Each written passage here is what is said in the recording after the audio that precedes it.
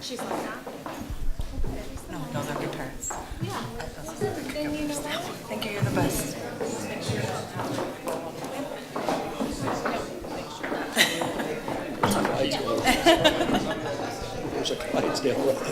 Just sit down for a moment, and then I'll.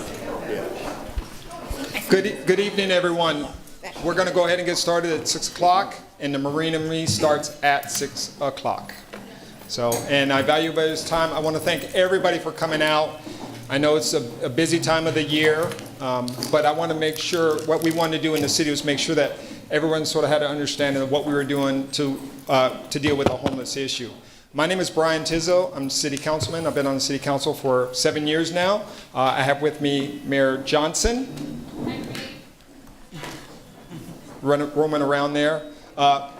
Last year, the two of us formed a task force, and so that's kind of where we are now. We formed a task force, we've done coalition meetings, and we've done a lot of things. So we've scheduled this for about an hour and a half tonight. We have an agenda. I'll go over the agenda quickly here in a minute.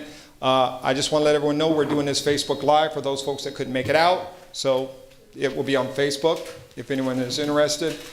And so this isn't the city doing this by ourselves. The first thing we did is put together a task force.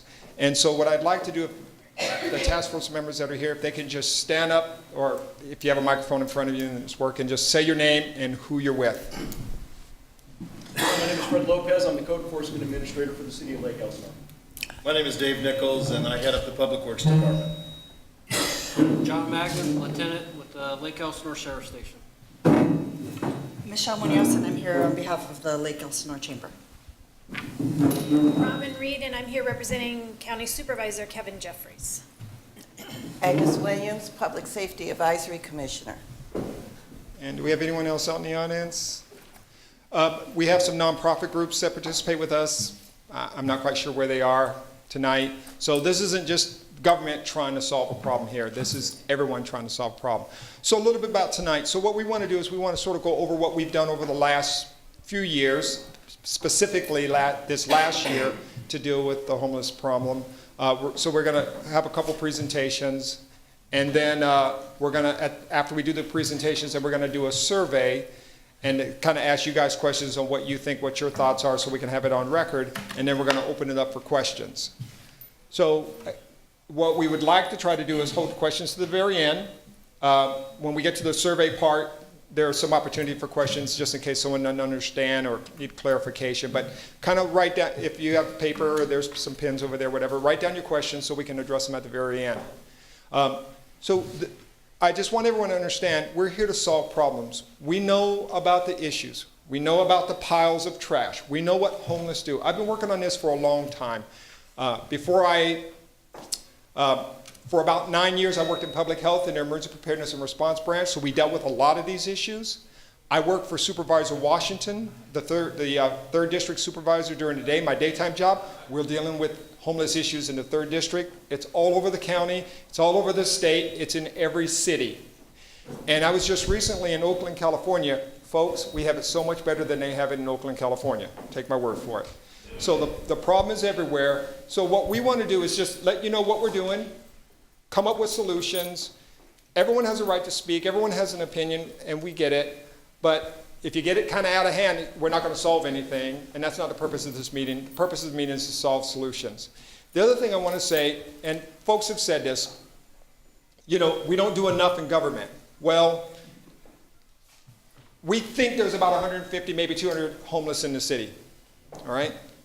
So there's some numbers that are thrown out, that what it takes to take care of homeless. So if you throw out the $50,000 to $75,000 to take care of one homeless person, can you imagine what that would do to the city bankroll? We wouldn't have a city, because that's all we would do. We'd have to get rid of the sheriff's department. We'd have to get rid of public works. We wouldn't fix streets. We wouldn't do anything. But we have committed to doing certain things in our city, and we're working with other folks to do things also. So this is the sort of the lower level of it, the city task force where we're working. This fits into the regional task force. I sit on that alliance, as does Nicole.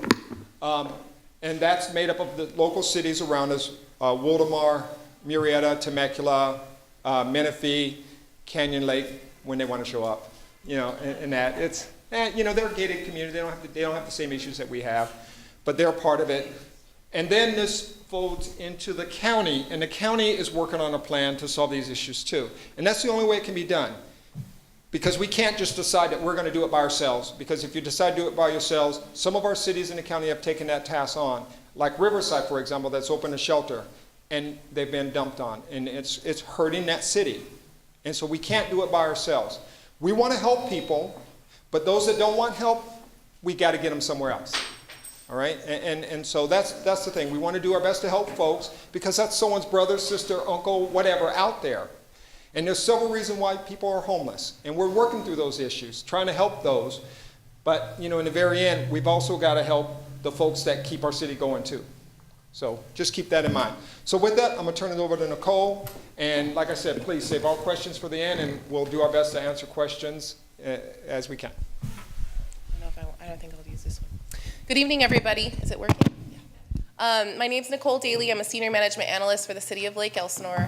I am in the city manager's office, and right now I do a lot of work in regards to homelessness for the city, among many other tasks for the city as well. As Brian mentioned, it's very clear to us that we have a homelessness issue here in the city of Lake Elsinore, but it isn't just here, it is everywhere. I know he shared about Oakland. I went to Hawaii and saw it, so it's not even just in California. And the reality is that there's not enough help out there, but there is help. And there's room for improvement in all areas, and the city is doing everything that we can on our side to address homelessness. And so I want to apologize in advance first. I have a cough, so if I start coughing, I apologize. I want to go over a little history of how the city has taken an approach towards homelessness. And today's meeting, one of the reasons for it is really to update our community about everything we've been doing in terms of homelessness and kind of where we're going, where we're planning to go in the future. And as Brian mentioned, we'll have a survey, and that's really to gauge some information back from you as a community. And anybody even on Facebook that's home right now could do that survey. So we seek that input from our community as well. So first, in 2014, the city really started to look at issues created due to feeding in our parks. So we were getting a lot of complaints from our community and residents, particularly in the downtown area, that Main Street Park, or City Park as we call it, was being taken over by homeless individuals because there were feedings happening in the park. Now, obviously, we see that there's a need to feed those who need help, but there's also a need for our community to enjoy a park. That's the intention of that park is for people to come and recreate there, for our residents to come and enjoy that park.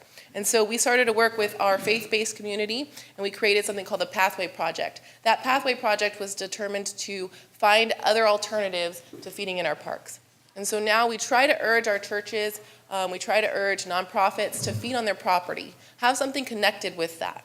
So it's not just giving out the food, but it's also building the relationship and trust amongst those that you're serving. And that can go a lot further. In 2015, we started to get a lot of complaints from the community in regards to illegal encampments. We had some very large ones in the community, and we started to become a lot more proactive in how we approach those. And then in 2016, again, because of those complaints, because we saw those increasing encampments, we did start to do weekly enforcement of these encampments. So we know where they are, we go out regularly, and we do try to clean them up. I will say, though, in doing this, a lot of folks have noticed a lot more individuals out and about in the community.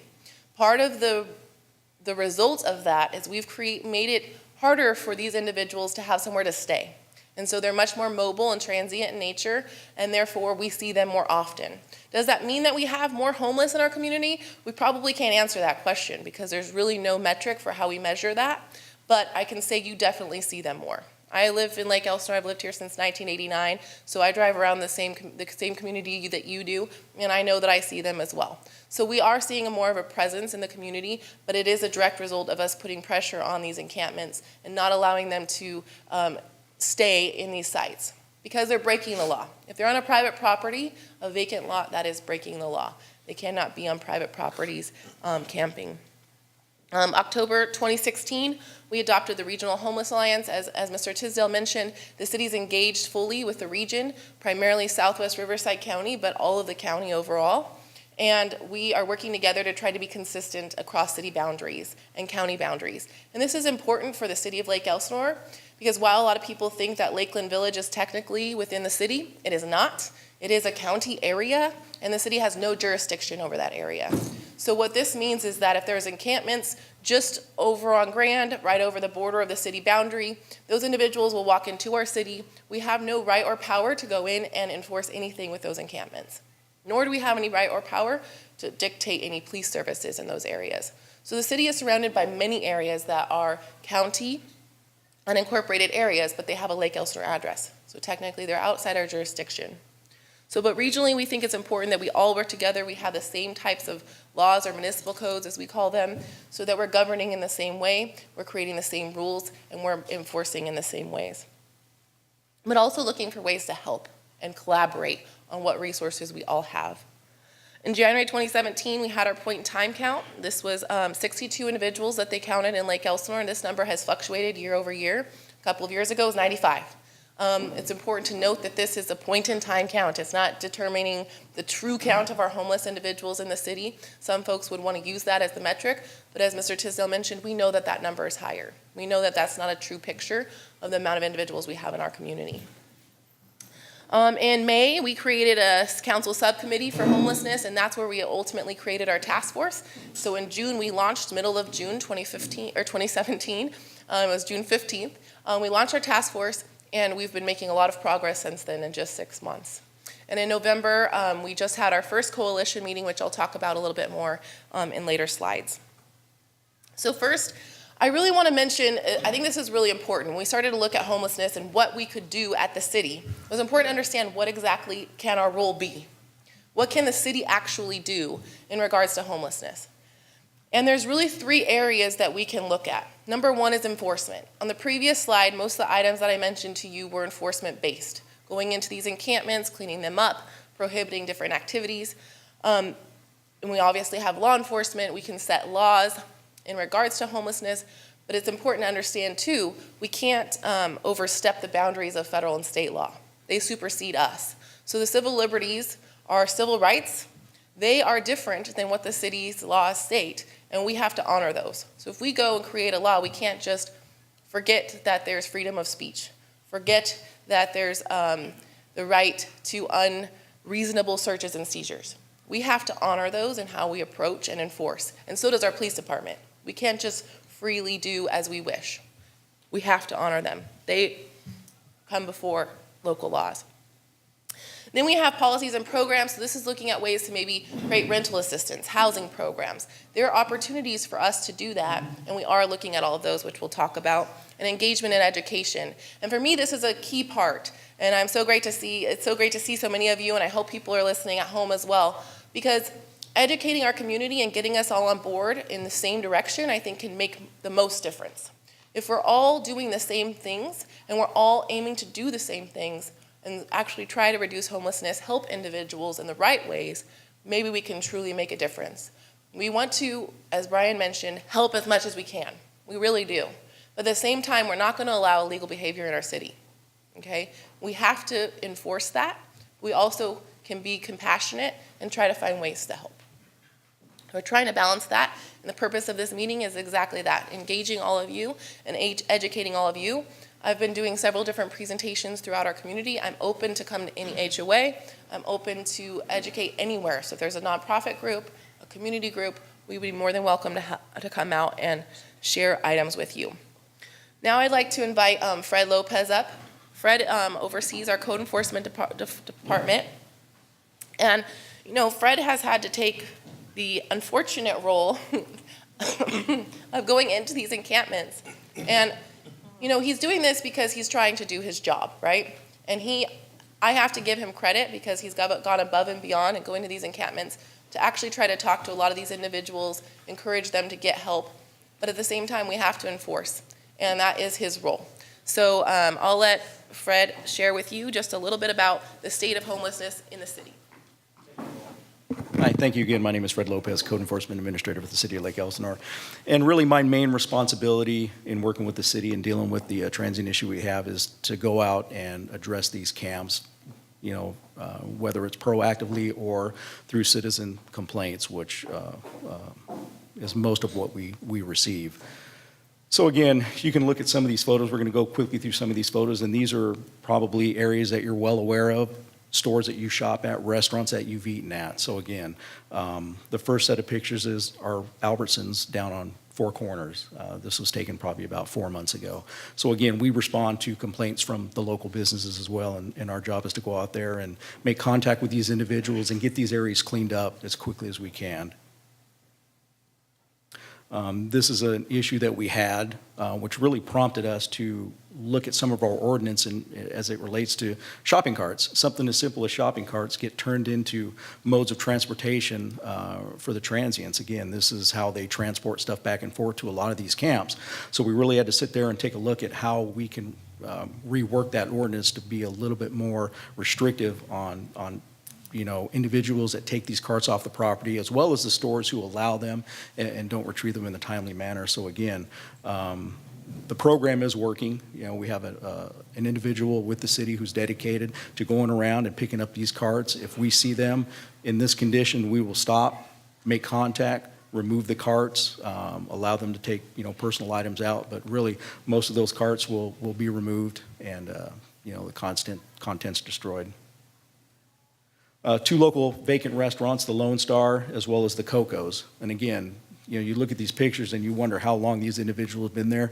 Probably no more than 2 weeks. Again, it doesn't take very long for these individuals to accumulate this large amount of junk, trash, and debris.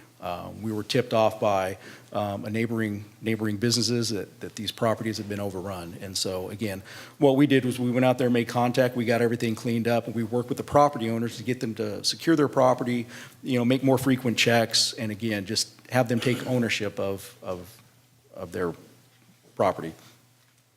This is an area that's right next to La Laguna Boat Launch. It's in a weeded area just south of where the boat launch is. And again, there was an encampment there. When the heavy rains came, the camp flooded and the transients vacated, so we had to go down there and pull everything out of the muck. So again, there's nothing off limits in this city, whether it's city property or private property. And these are just 2 examples of camps that are down at the lake bottom.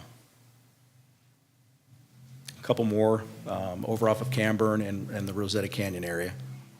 So anywhere that you see vacant land, it's prone to being occupied by transients.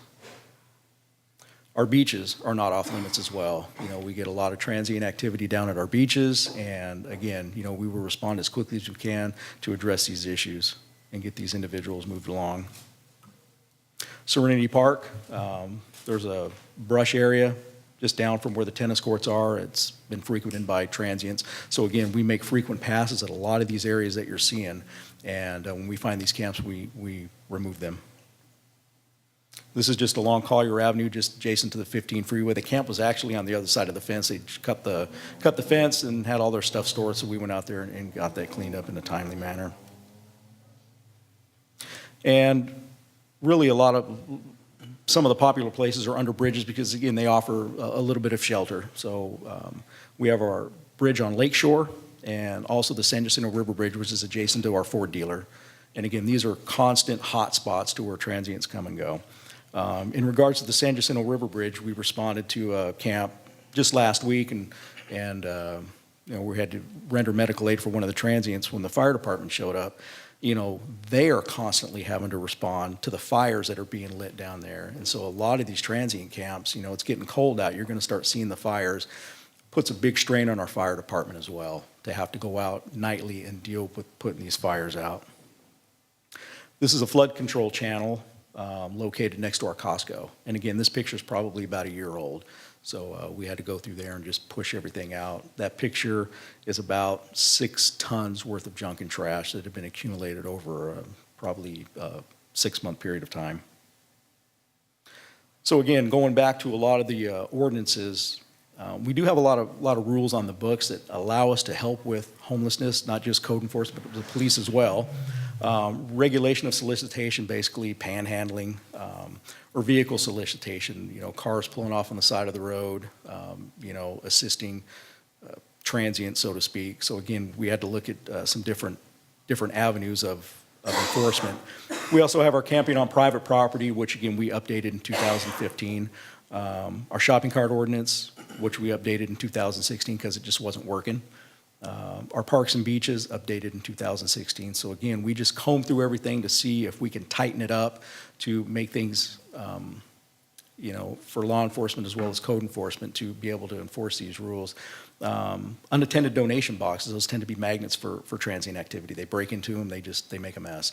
So again, we deal with those as well. And then we always really fall back on our nuisance abatement code, which covers a total list of probably about 15 to 20 different codes that we can address.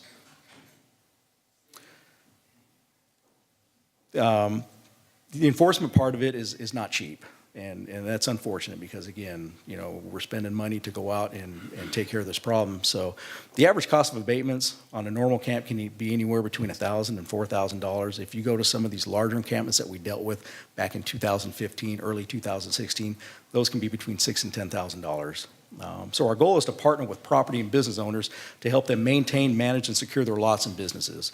And we do that by asking them to fill out letters of trespass, which is a tool for law enforcement. So if individuals are trespassing, they can be held accountable.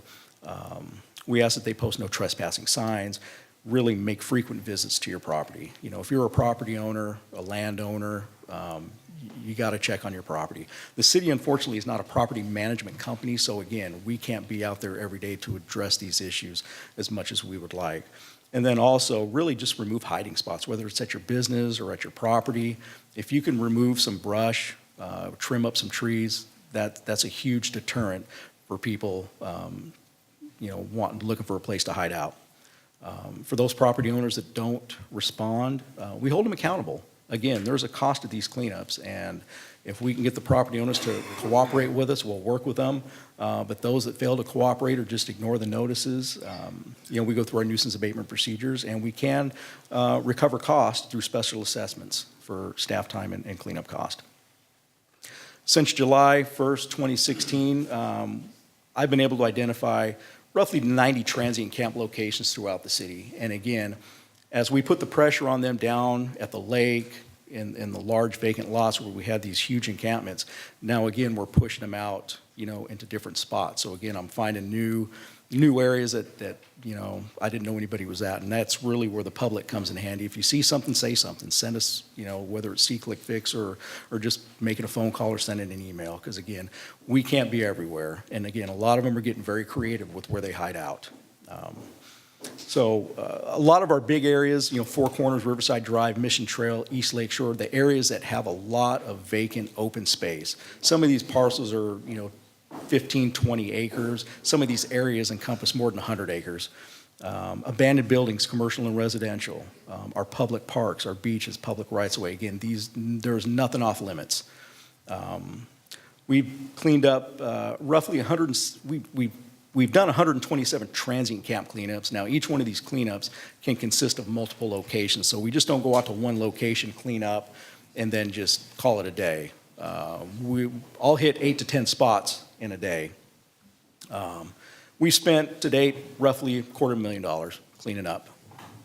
And the end result is we've removed roughly 225 tons of junk, trash, and debris from these camps, and that is a huge amount.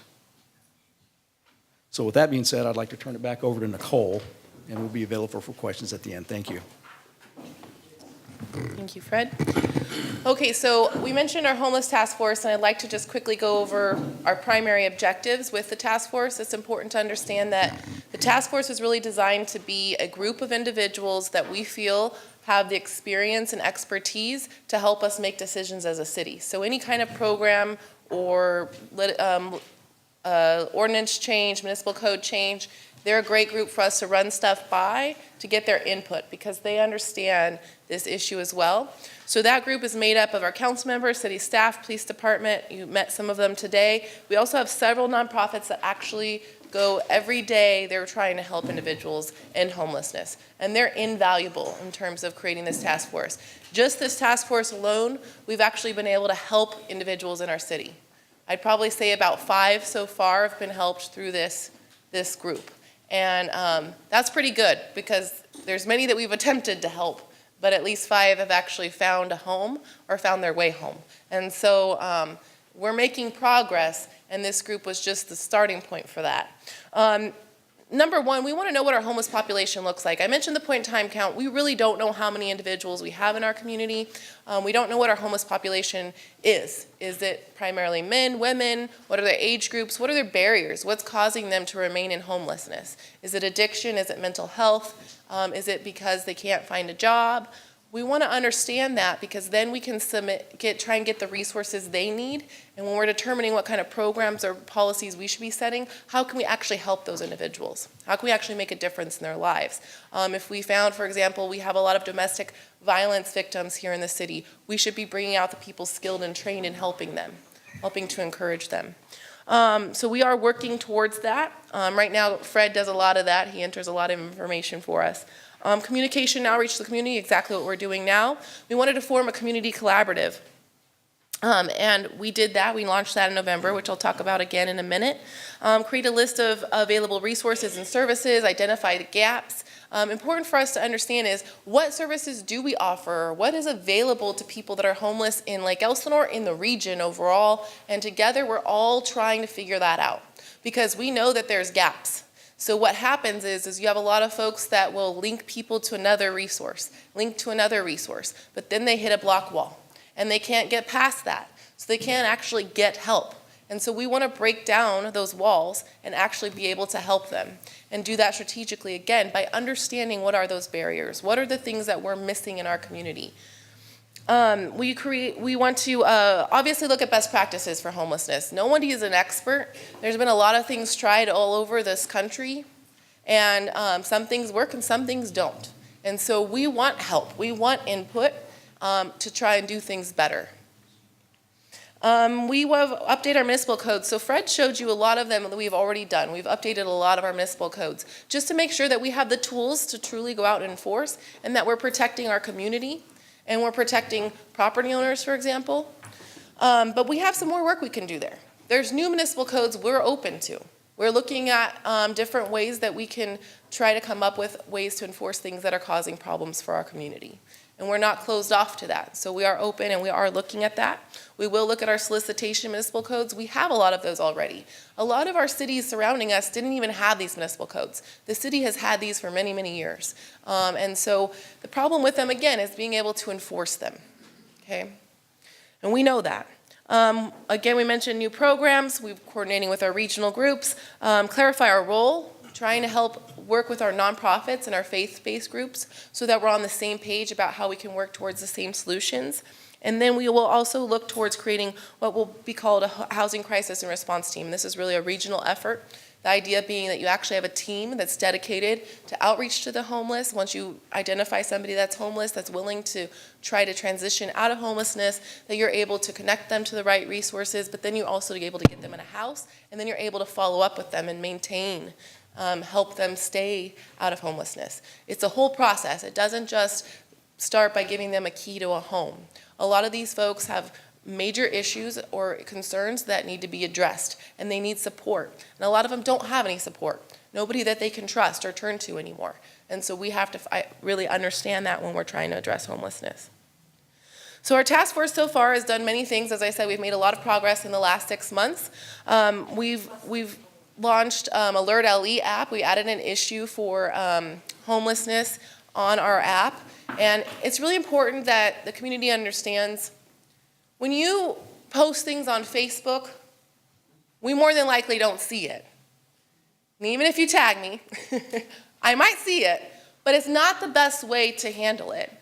The city needs you to report it through our app or through law enforcement, because that data is critical for us in understanding what's occurring in our city.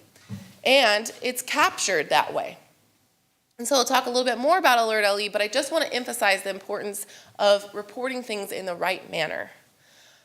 Because Facebook, I don't even know how many groups there are now, community groups, and to be able to go through those pages day after day, day in and day out, hundreds of comments, I'm going to tell you right now, as much as I know our council members try to keep up, and I try to look at, we can't, okay, we can't. And we'd love to, but we can't. So we really need you to help us by reporting things through the right means, so we can get you the proper response.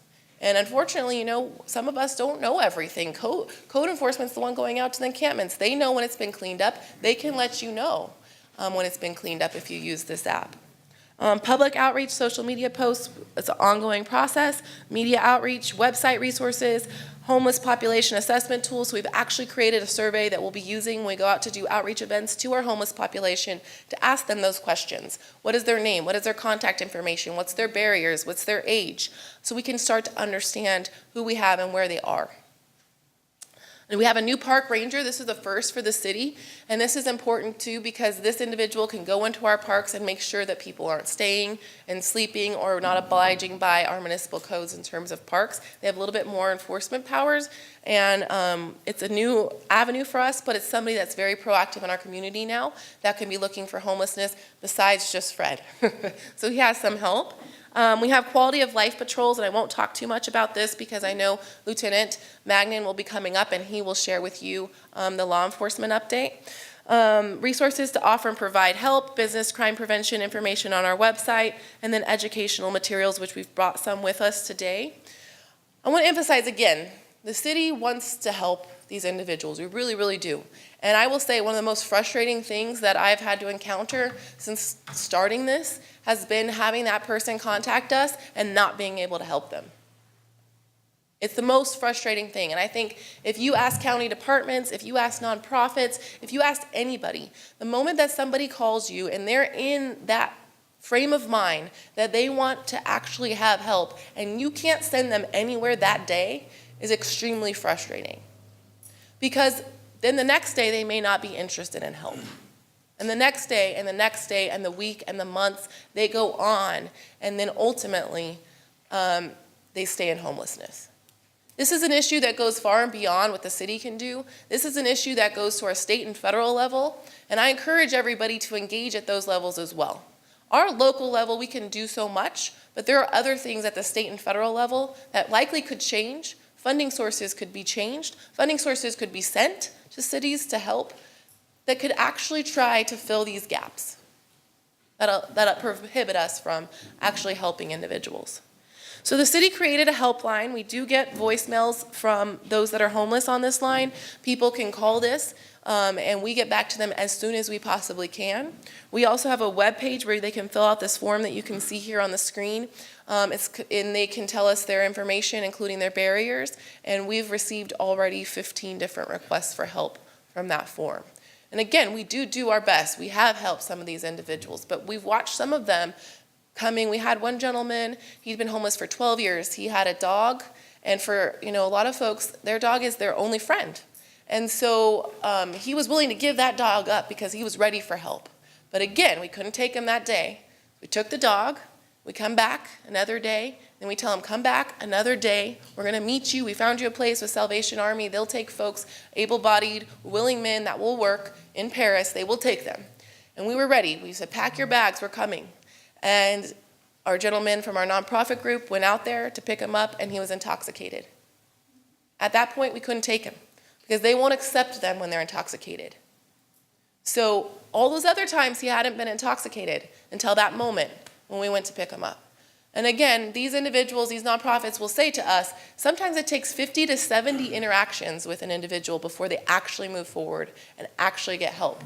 That's a tremendous amount of time and resources that go into actually helping these individuals. But they're willing to do it, and they do. And God bless them because they are absolutely an asset to our community. So we have resource cards as well. They're shown on the screen. We brought a bunch of them. They're over here. I encourage you to take some of these with you. These cards have these hotline numbers as well as several groups that we've actually vetted and made sure they're willing to help, that they're going to go that extra mile, that they're not going to just refer them to somebody else. They're not going to just take a voicemail. They're actually going to try and do what they can to support and help these individuals. And then we have our community collaborative. And I'll mention our community collaborative was launched last month, and I know the community felt that maybe we weren't inviting them. We were doing it at 9 in the morning, but I want to make an important distinction. Our collaborative is designed for those that want to help the homeless. These are currently help the homeless. So faith-based organizations, nonprofits, county groups, county departments, anybody that's currently working towards helping the homeless was invited to this meeting. We had over 70 people there. It was very successful. And the idea of this was to fulfill our overall goal, which is to be able to help someone right away by connecting them to the right resources at the right time. And we're just getting started. But I'm very optimistic with this collaborative because I believe that there are a lot of services and programs out there that many of us aren't aware of. And it all goes back to educating and creating that network of support and help. And that is the goal of the coalition. And we think this can bring positive and heartfelt changes to those that are in need. And we are committed to that. But again, we are also committed to not allowing illegal behavior in our community. So we will put the pressure on. We will continue to go out into our community. We will try to pressure these homeless individuals to not commit illegal behavior in our community. But at the same time, we're telling them, if you don't like what we're doing, you don't like this pressure, we're here to help. Here's a card. Call us. Let us try to help you. Now, this is an important slide for this group today, and I want to take a moment to go through some of this because it's really important. Again, I talked at the very beginning about our role, and I do believe that community-wide, if we're on the same page, we can make a much bigger difference. And some of my nonprofit groups think I'm crazy, okay? They think I'm so naive, I have no idea what I'm talking about. But I really believe this, and I think if we all start believing it, and we really try to aim for this, we can make a difference here. Good or bad for the homeless, it's better for our community, okay? Because we are better united as one. We're always stronger together as one. And so these are some key points that we've come up with in terms of what can our community do to try to help us address homelessness. Because again, the city cannot do this alone. The city can and will not be able to do this alone. Absolutely can and will not. As Councilmember Tisdale mentioned, there's just not the resources. There's just no way that we could. And honestly, again, we have to oblige by federal and state laws. We can't just arrest everybody and take them to jail every day because ultimately that won't do anything to end homelessness. Okay? And I'm not naive in believing that we will end homelessness. Homelessness has been around far longer than I have, okay? And far longer than probably most of us have. Probably everybody. But the thing is we can try to make a difference in their lives, and we can try to be on the same page, and we can try to reduce the impacts to our community. And so first, I want to mention securing and protecting your property. This may seem funny, and I kind of don't know the true statistics, but I'm going to bet that 70 to 90% of all theft could have been prevented. What do I mean by that? Homeless individuals are getting money somewhere. Some of them do get SSI or all different kinds of government assistance. Yes, there is that. But a lot of them also are thieves, right? But one of the things that's important to understand is that as population has grown and as our community has grown, I moved here in 1989, like I said, and it was, we had 28,000 people, I think, at the time. Now we have 62,000, okay? The world's a lot different. When I was 7, I would ride my bike to Jack in the Box, and there was no homeless at Jack in the Box, and I was riding my bike on Riverside Drive. I would never let my kid do that again. Now, I never would. So we have to understand that the world has changed. And what does that mean? That means that we have to protect our property. So I'll tell you a couple stories on this. If you ask the police department, they'll tell you that these individuals, not just homeless, anybody, will go bumping through a neighborhood. Do you know what that means? That means that they go up and down the street trying to open car doors. They wait till one opens. And guess what? That lucky individual is getting anything taken out of their car that they have in there. But if they would have locked the car, they would have gone on to the next one looking for the next car that's open. Now, if you also leave your computer or your iPad on your seat, guess what? They're seeing it. Now they're tempted. Now they know there's a value in breaking into that vehicle and taking that item. This is critical in today's, this month with the holidays here and gifts. Very important that you secure your property. Don't be a victim. Don't create the opportunity. I have a friend, and I hope she's not watching right now, but she might be.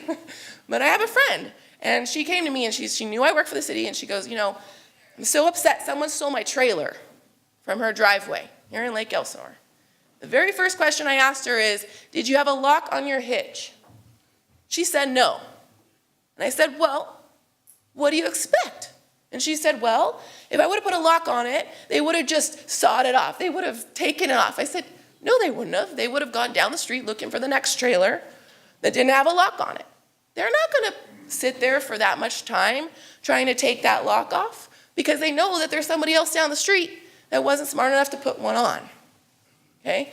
And then if you start to see trends in your community, sometimes that means that they know that your community is more likely to do those things. If they kept going into your track and couldn't find or get anything, they wouldn't keep coming back. Now you can get Ring. These are, those cameras that go on your doorbells, and I know I'm seeing a lot of this on social media. That's great.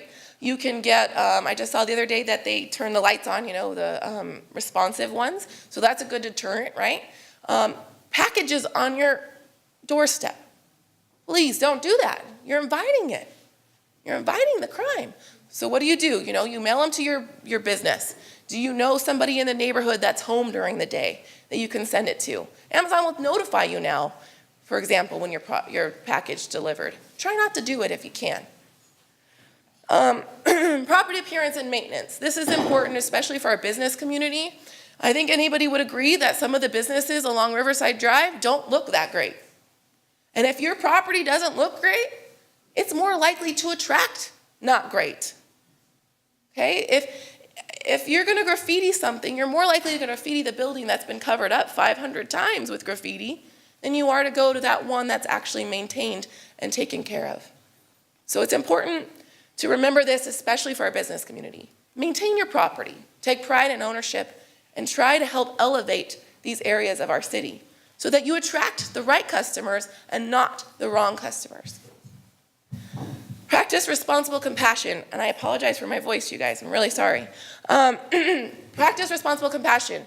This is huge for the region. This isn't just the city. This is Temecula, Murrieta, Wildomar, Menifee, Lake Elsinore. We're all focused on this. I know that we all have an innate want to help. We all have compassion. We have empathy.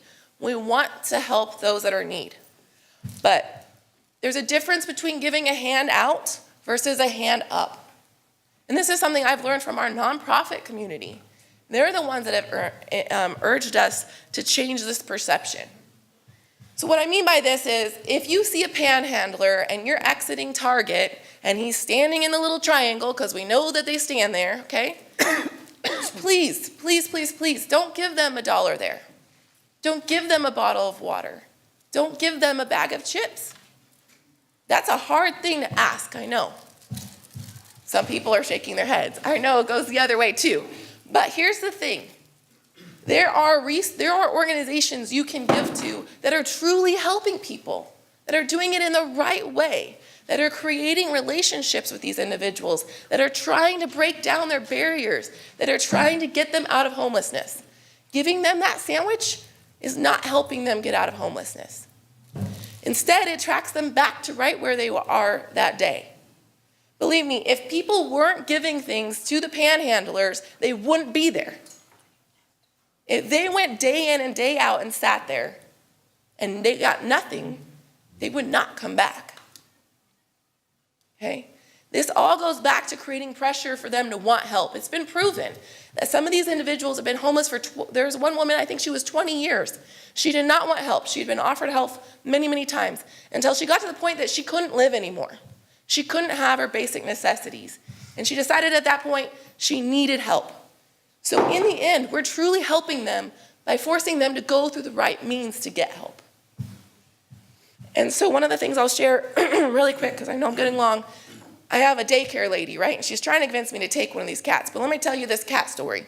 So this cat starts coming to her house. So she starts giving it milk. Cat keeps coming back every day for its milk. She keeps putting the milk out. All of a sudden, the cat's getting fatter. And she's like, uh-oh, cat's pregnant.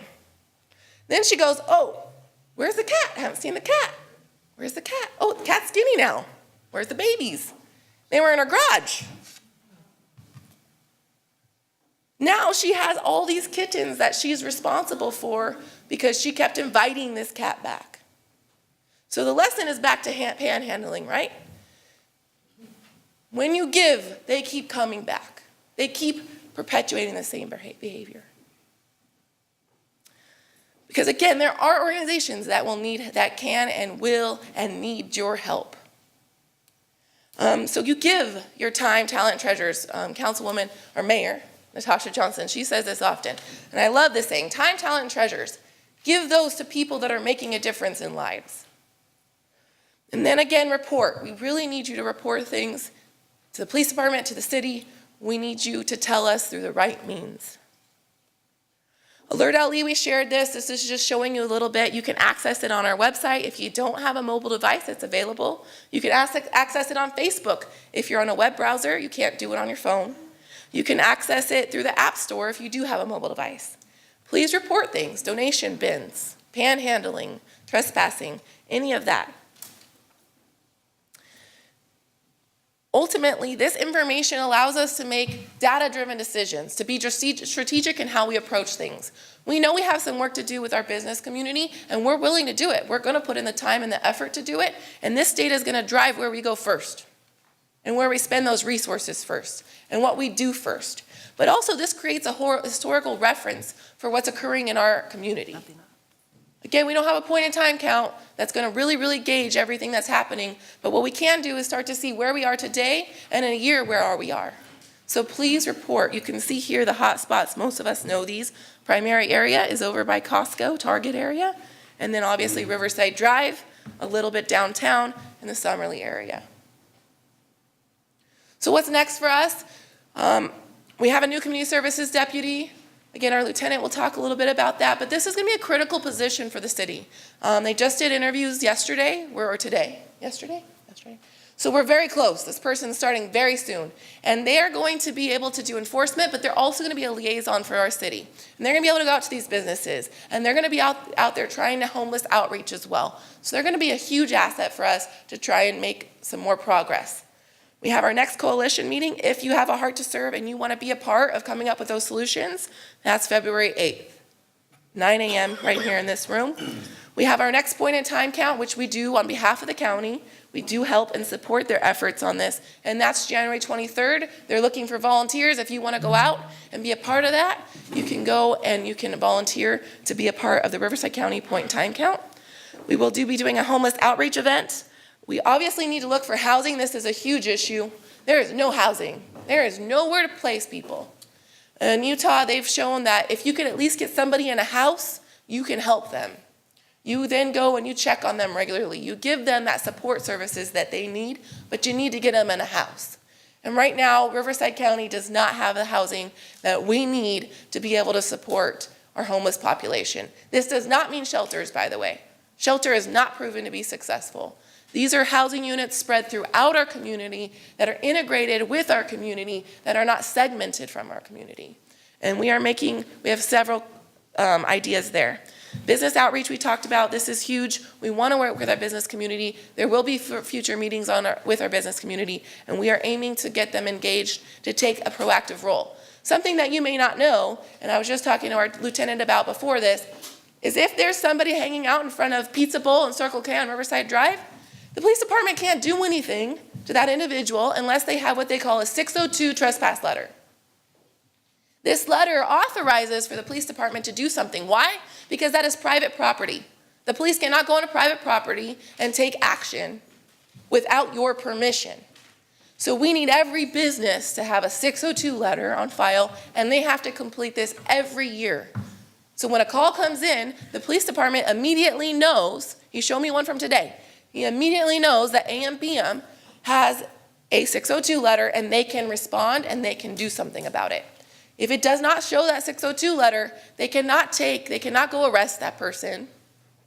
They can drive around, maybe intimidate them, but they can't take an action. So that's going to be huge for us moving forward.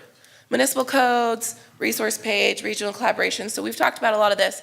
But thank you for listening to me. I know I went a little bit long on that, but I just want to reiterate again.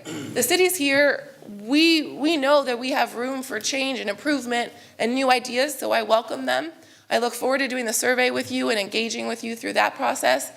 We're always looking for ideas. We welcome them, but again, you have to understand the limitations in which we have to function as well. The city doesn't have carte blanche nor does the police department, to just arrest and do as we wish. We wish we could to a certain extent, but we can't.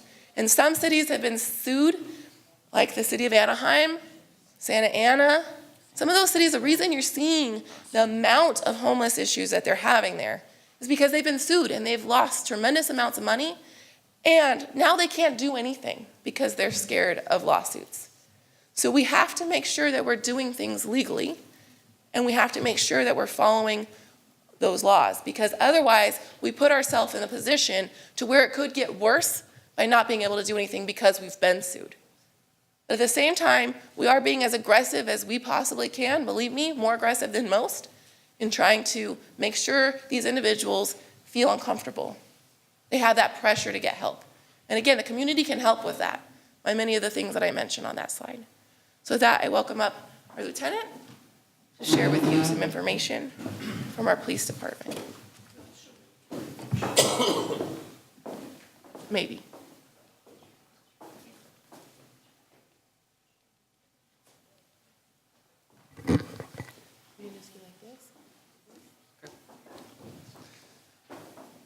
My name is John Magnan. I'm a lieutenant here with the sheriff's station. I hate sitting here. That's fine. That's fine. I can stay here. I've been on 28 years, and I've been at various stations throughout this county. The homeless is not new, like Nicole said. I've dealt with it in Temecula, dealt with it in Paris, dealt with it in Norco, dealt with it in the whole area. So it's not something that is new to us, but we're running into options and solutions we have to come up with, and we haven't found those yet. So hopefully today, I'm going to give you a little idea of what we have available in the city. I have two guys here in the back. They were special enforcement team. They were going after the drug dealers. They were going after the gangsters. We had to take them and move them into police-oriented, problem-oriented policing. So I give them the hot topic of the day. They try to go out and solve it. So we are reassessing some of our deputies and what they're doing. Let's see if this works. Okay. Currently right now, every day for 24-hour period, you have 130 hours of patrol. You have 12 deputies and 1 community service officer dedicated to this city. They're handling the calls. They're coming out for the traffic collisions. They're coming out for the kids locked in the car. Overall, we have 20 between my enforcement guys here, my motor officers. On a daily basis, you have about 20 officers in a 24-hour period. Of course, we do state, local, federal, public safety, traffic. At my station, everybody says, you have resources. Well, when we had the fires out here recently in Wildemar in Lake Elsinore, I had to call in approximately 40 to 50 extra deputies from Paris, Temecula, and Menifee to assist us. I have 90 guys, but between all my shifts, my command staff, my non-sworn, we were running thin. Our mission statement is to protect and serve the Lake Elsinore community with courage, compassion, and clarity. We will utilize professional policing tactics, maintain trust when pursuing justice and safeguarding our citizens. And that applies to the homeless, okay? Homeless, and I'll go to my next slide if it's there. But homelessness is not a crime. Homeless is a problem. And some of the stuff that's collateral damage, as I say, that happens from the homelessness, the thefts that Nicole talked about. Recently we had some guys here for Robbie Gordon. They have their trucks parked at the hotels. I can leave all my equipment in the bed of my truck. Well, a lot of that equipment's gone, okay? Some of our problems that we've been seeing over the last, since 2011, has been some of the state laws, okay? AB 109. We want to reduce the state prisons population, so where do they go? The county. Okay, I just got paroled out of jail 4 months ago and came here, and we do what they call Fed kicks. Every night, I am kicking 15 to 20 inmates out every night because we're overpopulated. I have murderers, I have rapists, I have everything you could think of in my jail population. I don't have room for people that can't fit in state prison. So the judges and the state looks at them and we have to kick them out. Prop 47, we took a lot of felonies, drug possession, Possession of methamphetamine, that was a thing for me. Take them to jail, they're there for a week. I give them a ticket now. Okay? And that's some of our problems. And these people know that our power is gone in some areas. And Prop 57. That's the hardest one for me because you have somebody in the state determining what's a serious violent crime and what's not. And if you look at some of those, yeah, we have concerns. So I'm not saying that's what's causing our homeless, but some of the people that we could put in prison, these guys have been on a while too. We call it a bullet. If I got somebody that violated a parole back in the old day, I'd call a parole agent. They're back in prison for a year, no questions asked. Now under AB 109, they go see the judge in Banning Court, and she gives them about 30 days. They do about 15 of that, and they're back out. Okay? So our hands are being tied, and so that's why working with this group, hopefully we can come up with some answers and some resources. Like I talked about, I can't see in a little bit here. We have special teams. We have the bike patrol, boat patrols. We have the neighborhood watches, which is not on that. In 2013, they started off with 76 members, and last year they're up to 537 members of various locations. So it is working. And let's see, where's my slide here?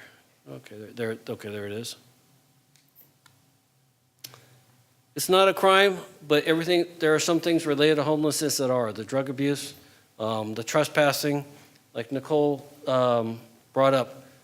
We have trespassing letters. A lot of people don't use them. A lot of people want us just to chase them away. Well, I can chase them away, then they go down to the next business. Chasing them away, they can go down to the next business. With the trespass letters, everybody says, well, it's no good. I showed her a call that once you fill out as a business owner or a property owner, may it be vacant or occupied, you fill out that trespass letter, hard copy is maintained at my station, the electronic copy goes to our dispatch, it's entered into that address, linked to that address, so every time there's a call for service at that address, my officers know there's already one on file, we know who the owner is, we don't even have to call you. We can arrest that gentleman, at least give him a ticket and move him out of the area. But then I'll go to my next slide and you'll understand why a lot of times we don't take them. Everybody thinks, like Nicole says, I reach out to Facebook, I go on the city's app. The Neighborhood Watch, I talked to a couple of members since I've been here. Well, I put it on my Neighborhood Watch Facebook. That does me no good, especially when you come to me a month later saying you have a problem because I'm not monitoring your Facebook app. 911, I think we can all remember those numbers, or the non-emergency line. We will get to you, okay? We do, right now I have 5 deputies patrolling this city, okay? We have assault with deadly weapons. We have domestic violences. We have calls we have to go to. We will eventually get to the call, but they prioritize them, and we'll cover that in just a little bit. And finally, in the last one, I know the new mayor is very excited about this. We did interviews, and we have several very good candidates that will be the community service deputy. And basically, he's going to be the jack of all trades. He's going to be working with Fred. He's going to be working with council, Nicole, myself, everybody part of this coalition to try to come up with enforcement ideas and outreach ideas. So we're hoping that probably in about 3 to 4 weeks, that'll be up and running.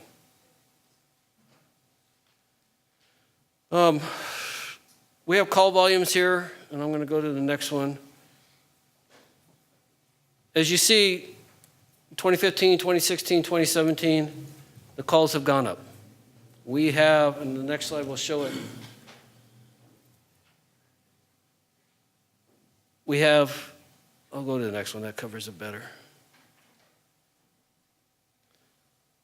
2015, we had roughly 22,000 calls. This year so far, we're at 25,000 and more. That's just the ones we get. That's just not the ones coming into the cities where I send people out to solve problems.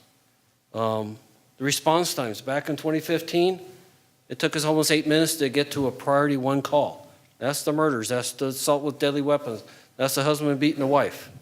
Now we're down to little under 7 minutes. We're making progress. We have new supervisors. We have more patrol deputies that can actually respond. Our two gentlemen in the back, prominent problem-oriented policing team. A lot of people say, yeah, they just drive around. Well, between helping Fred now, and that's a big improvement, they're actually doing investigations. They will send us taggings at the parks. Everybody says, hey, you got the tagging, go find the guy. Well, it takes a little bit. We got to find the evidence. We got to try to connect who's who, but they do find them. We do file cases. District attorney, if they're 18 or older, they go to jail. Because a lot of the damages we've been experiencing are not just the $200 damage. I mean, they're in the thousands of dollars. So my guys are out there trying to be as proactive as possible. Contact information, don't be hesitant to dial 911. If you know it's a transient during the day, you can call on an emergency number. If it's during the night and something's scaring you, and it's call 911. That's what it's there for.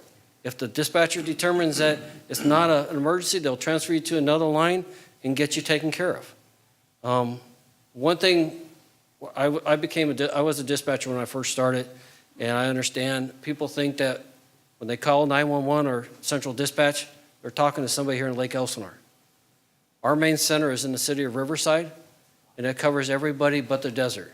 So all the way out to the Palm Springs city limits, to our boundary here, is covered by one dispatch center. The desert has their own. So when you call and you tell them, well, yeah, I'm right down the street and you know where I'm at, well, they know your address because it prints it out on your phone, from your house phone, but they're not right here in Lake Elsinore, they're in Riverside. And they're handling call volumes for the whole county. So if they put you on hold because it's not an emergency, don't hang up, give us some time. I know a lot of people don't want to call. They'll call the mayor, they'll call the council member. Hey, can you have somebody come over there? By the time you call them, they call my captain calls me, I get a patrol out there, the person's gone or the situation's, we can't really deal with it, okay? We will take enforcement, and I missed my slide. The process for one of my guys when we arrest somebody, we'll write them a citation out, or if we can take them to jail, it's a 2-hour turnaround. By the time he writes a ticket, gets him in handcuffs, gets him in a patrol car, we drive half hour to the jail in Southwest. Usually takes 45 minutes to process through there, and that's a good night. Half hour drive back, we're looking at a 2-hour timeline. So on nights when we're not busy, we have, like Wednesday nights is our full night, we have a little overlap. It's take everybody to jail Wednesday night. But like tonight, we have special nights. But like tonight, we're pretty busy out there, and I was looking at calls before I came, and I've been trying to handle a few while I've been here, is the guys are tied up, so do I clear somebody for 2 hours to take somebody to jail for a misdemeanor that's going to be turned around in 4 hours and released, because they're not staying there all night, but 6 hours on a good night, or do I have somebody handle the priority calls? So we're having to prioritize. We're not neglecting you. We may issue a citation to file with the district attorney or the city folks and handle it that way. So we're doing things. It's just, I know people think that maybe we're not, but we are. We're realigning some of our folks. I've been here. Some of the problems I've heard before is past practices. Okay, I've taken that word out of my officers' vocabulary. We have a lot of new sergeants on board who are young. We're getting a gentleman from Temecula. He got promoted. He's coming to our station. He ran the hot team at Temecula. So he has knowledge. So he's working our evening shift. So when the park guys have problems closing up, he already has that skill. He'll be helping them.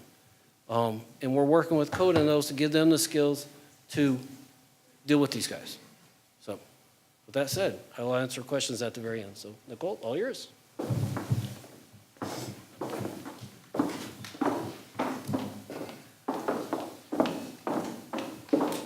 Okay, so if you have a mobile device, we'd like to now just do this brief survey. It's going to show everybody's results on the screen, so it's really cool because you can see what everybody's thinking. Again, even those that are at home should be able to do this on their phone or computer. There's the instructions there. You just go to sift.ly, enter homeless into the participant code. It'll ask you for your name and email address. Survey is completely anonymous, so we don't get any data back that has your name connected to your answers. That's solely entered so that if you want to get the results sent to you, enter that information. And if you can, and then I'm going to go ahead and invite up our Mayor Natasha Johnson, and she's going to help lead the survey with me. Again, the idea being that we'd like to hear from you, and we feel this is a great way to kind of gauge everybody's ideas in the audience. But if you have a question as we're going, we might be willing to answer those as we're going, and we just want to try and make sure we're done on time. So with that, I'll turn over to our Mayor. Do you want to use that one maybe? Do you want to use this one or this one? This mic? Yeah. I don't care. Okay. Can we go live here, though? Good afternoon, or evening now. Sorry, it's been a long day, guys. Good evening. All right. So if you're logging in right now to the survey, we did this at our last coalition meeting. It's very, very helpful. If you're not doing it, you want to log in right now and help us, because this is your feedback. This is what we're going to take back. And this is where we're going to gauge what you think are our problems, where we should put our energy, where we should put our funding, where we should put our time. And we got a lot of great input from the last group, so we want to make sure we capture all of that. So is everybody logged in? You should have got a welcome. Question? You're logged in? Okay, waiting for host. If you're getting that, just you might be able to skip it. Can you skip it? You can skip it. Yeah, you can skip it. Yeah. You can skip it. You don't have to put your name and email. Ready when you are. We're waiting for host. All right, so we're going to get started. I know some of you are still getting logged in, but we want to get you out of here on time tonight. So the first question we have on there that you'll see is, how do you think homelessness in Lake Elsinore has changed in the past year? And as you can see, you have options, whether it's increased, it's decreased. I don't think any of you are going to say that. Unsure, or no change. So those are the kind of options. So you'll just pick and choose. You can still log in too if you haven't. Yeah. And and as you can see, if you guys are looking, I know you're on your devices, but if you look up at the screen, you can see as people are answering, because we're starting to get a pie chart of what percentage of what you think, how homelessness has changed. This is just the starter question. We're going to get into some a little bit heavier questions in just a second. I like that. Everybody's welcome. All right, so the next question is going to be rank in order of importance your top concerns related to homelessness in Lake Elsinore.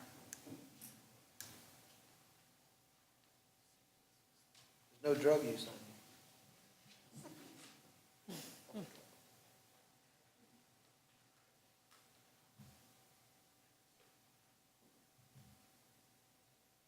not touch, huh? I went to go touch it. All right, so a couple things that are coming in: city appearance, image, crime, impact on property values, public safety, deterrence on local economy, public health, reduces overall quality of life. Looks like everybody's top pick right now is city appearance and image. So far. Close public safety second. Oh, there it goes. Changes real quick. All right. So we have 27 participants, just so you know, and we've got about 12 people actively answering questions, just to give you an idea of where the information's coming from. It's ranging between 12 to 20, depending on our questions. All right. So I think we got some good results there. Now it's crime, public safety, city appearance, image. Okay. Just for a little background, crime is really going to be, obviously theft, the things that come from those that are homeless, that are, we become victims of, but public safety would be more you're uncomfortable. You feel like you're not safe in terms of your livelihood. Kind of close and similar. So drug use would be in there if that's Yeah. what you're. Needles on the beach. Crime. Yeah.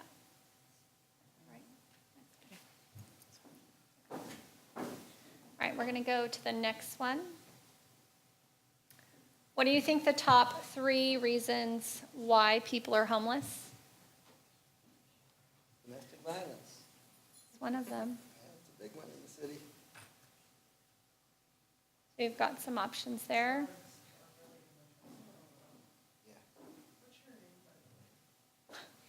Paulie's doing an interview.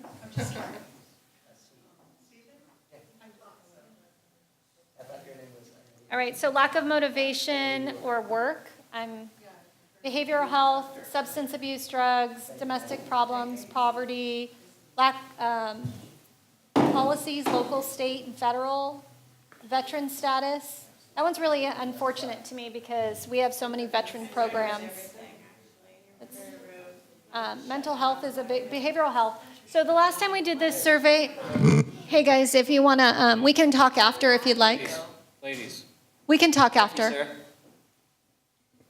Last time we did this survey in a group, behavioral health was the #1 answer, and we believe it to be definitely a challenge, but we had some really great behavioral health support in the room. They're not here this evening, but what we found is we have some really great resources that we didn't know were available to us that have offered to help. So we know that that's a big part of the problem, and we're going to look to continue to identify options. People very often think that behavioral health is also mixed with a culmination of addiction, and it's true, but you can't treat behavioral health and addiction the same. They're 2 totally different things, and you have to have 2 totally different ways of addressing that. So that's what we're working on. Not everybody is a drug addict because they look like they do drugs.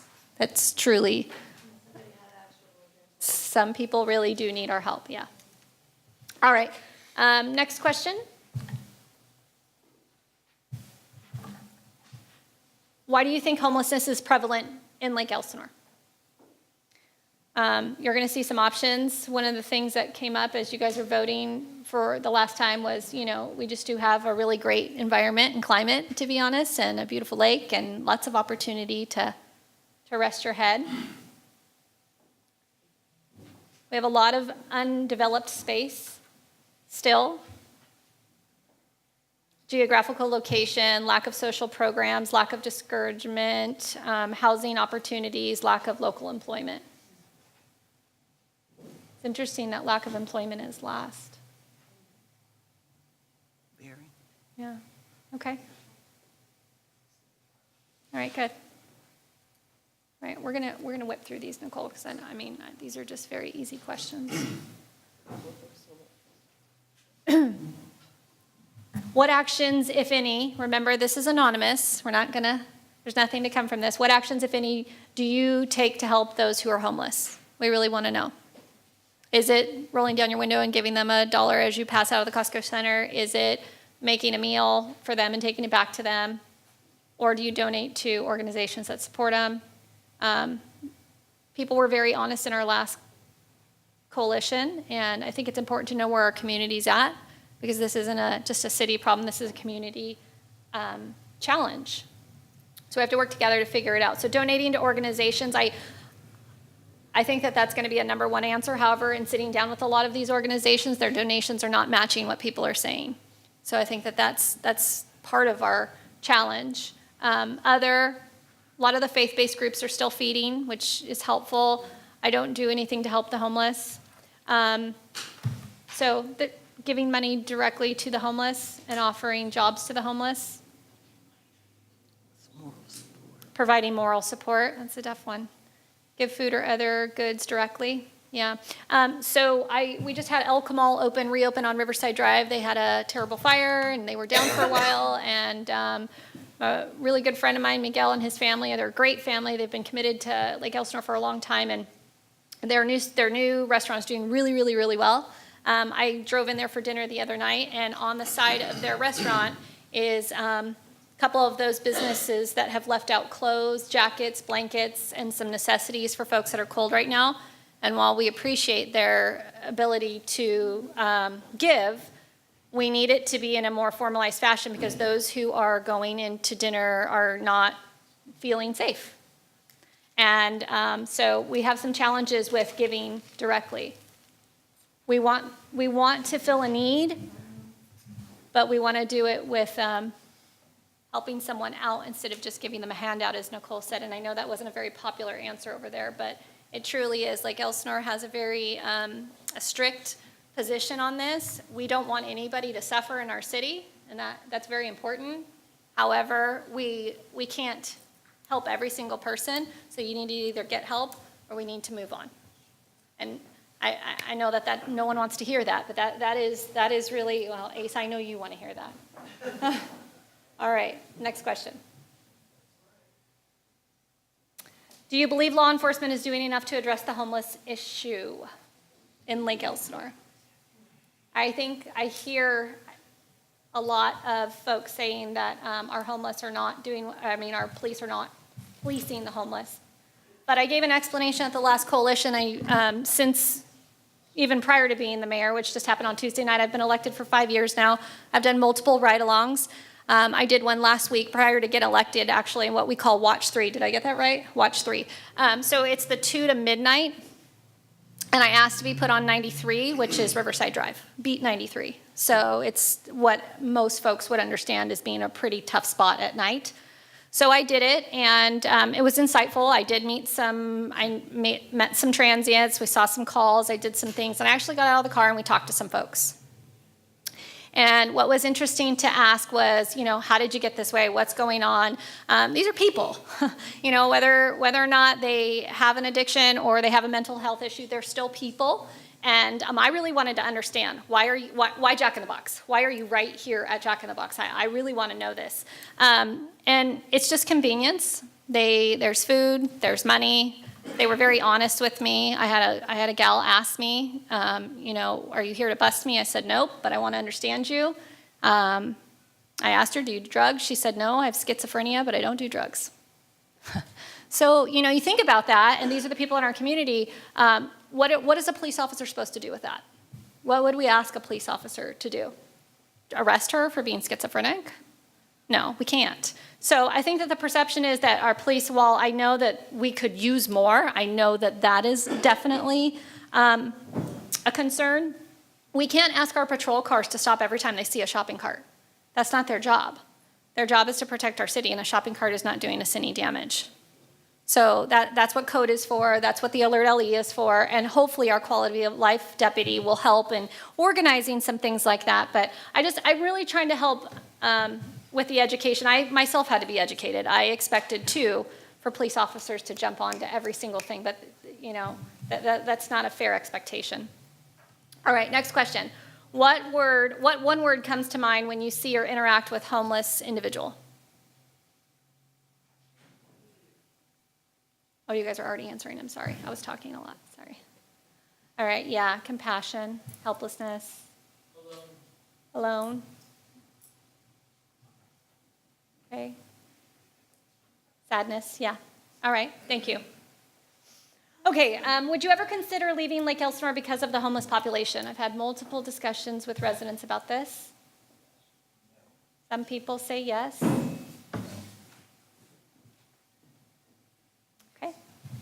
Perfect.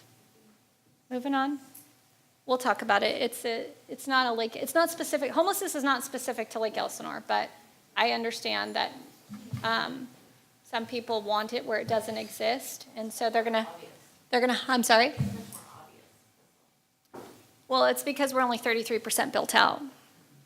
You move to a city that's 90% built out, and you're gonna not see because there's development and it's more tucked away. I mean, I just was in Temecula last night with their council, walking in behind a couple of industrial parks, and I will tell you, we ran into a camp. You wouldn't believe that right off the freeway, right there in the beautiful city of Temecula, is a huge, huge, huge camp. So, I mean, it's a different perception. That's what it is. Should the tax dollars be spent on homeless programs, rental assistant, or job placement services? This is really important because these are your tax dollars. These are where decisions are made. Do you think that we should spend money on the homeless programs, rental assistant, or job placement? Because just chasing them around with our code and our police team is not going to change anything. We're just gonna continue to, it's a vicious cycle of changing them. We were at a council meeting on Tuesday night. Our community development director said to date, as of December 12th, we've cleaned up 800 camps. Small, large, medium, all sizes, 800 camps. So I don't think that's going to change. You heard our lieutenant tell you that due to some federal legislation, there's not a lot that can be done about that. All right, next question. Would you support an increase? This is very, very important because how committed are we? And I'm not in favor of this, of raising any kind of taxes. I'm not. But if you really want to see the problem change, are you in support of an increase in property taxes to fund homeless programs or enforcement? Or sales tax, missing a couple words. Any tax. I mean, whether it be property tax, sales tax.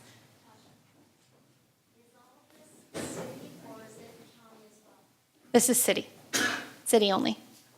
Yeah. I mean, we do have our partnership in the county, and we have Robin from Kevin Jeffrey's office here tonight, because we know that it's a partnership. What we clean up in Lake Elsinore moves to county and vice versa. So we know that. I hate to say this, but we have a little bit more resources than the county. Unfortunately, they're struggling with budget, and so while we don't have a lot, we tend to have a little bit more. We just have more bodies to be able to dedicate to this than they do. I think they have what, Robin? How many code officers do you have total? 2. I think it's right now. Yeah, I don't even remember. I think in Supervisor Jeffrey's district, there's 2. 2 in the whole district. So it's kind of tough. All right, what was the answer to that question? 54% said no. Yeah, okay, that's the majority right there. All right, what else do you think the city should do to help with the homelessness?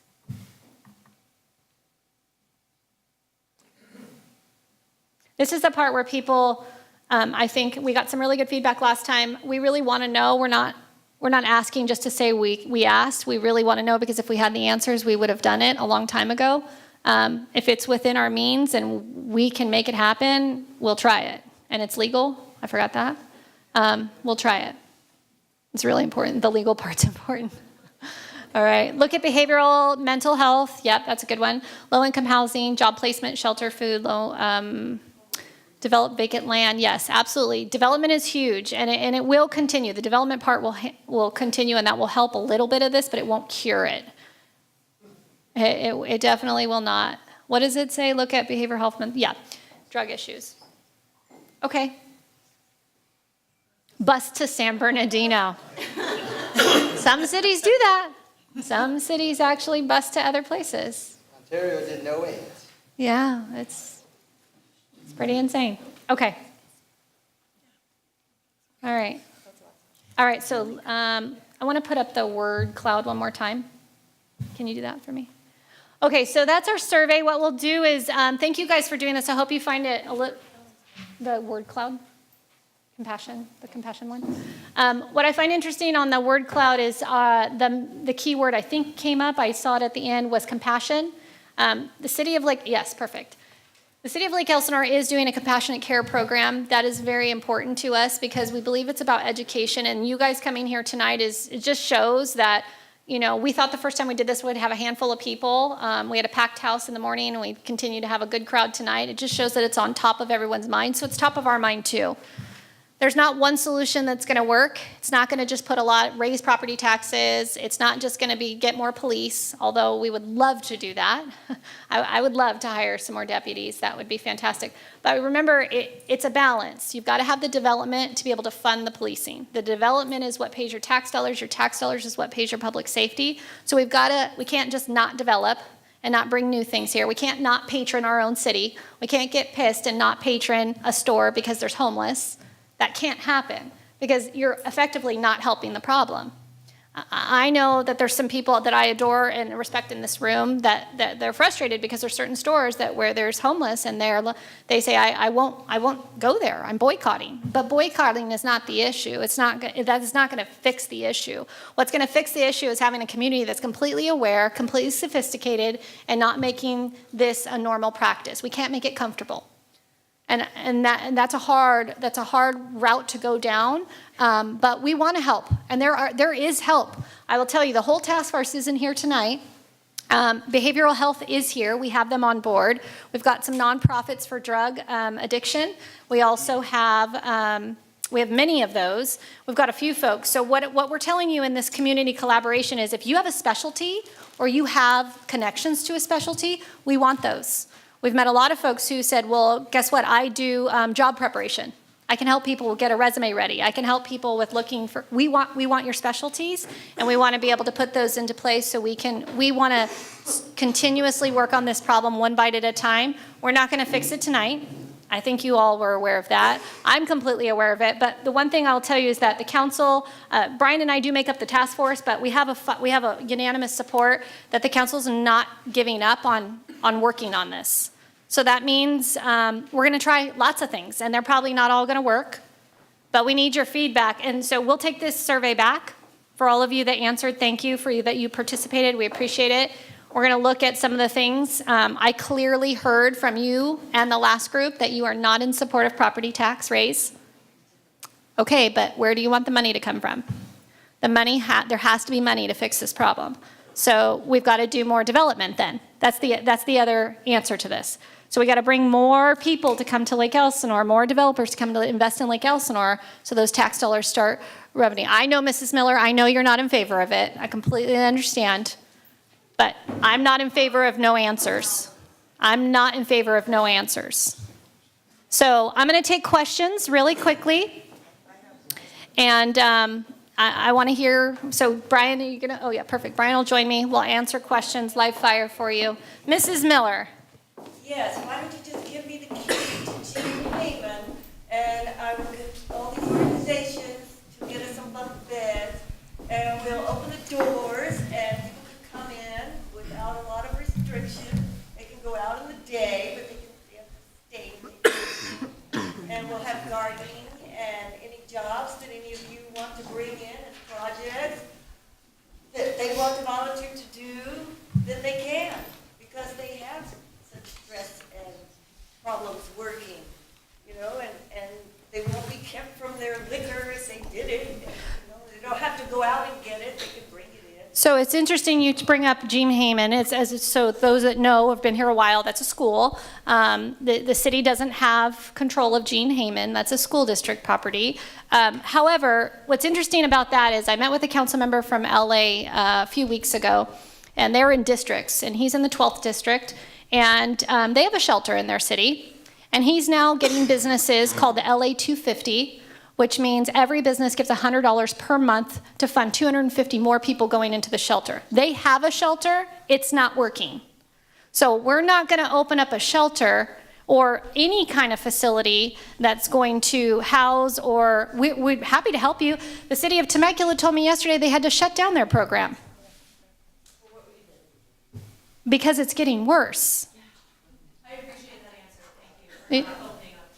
Yeah, it's getting worse. So what I can tell you is I'm going to be honest with you, and you're not always going to love that, but what you will get is honesty, and the shelter is not something that's on our radar, and I'm not going to be in support of that.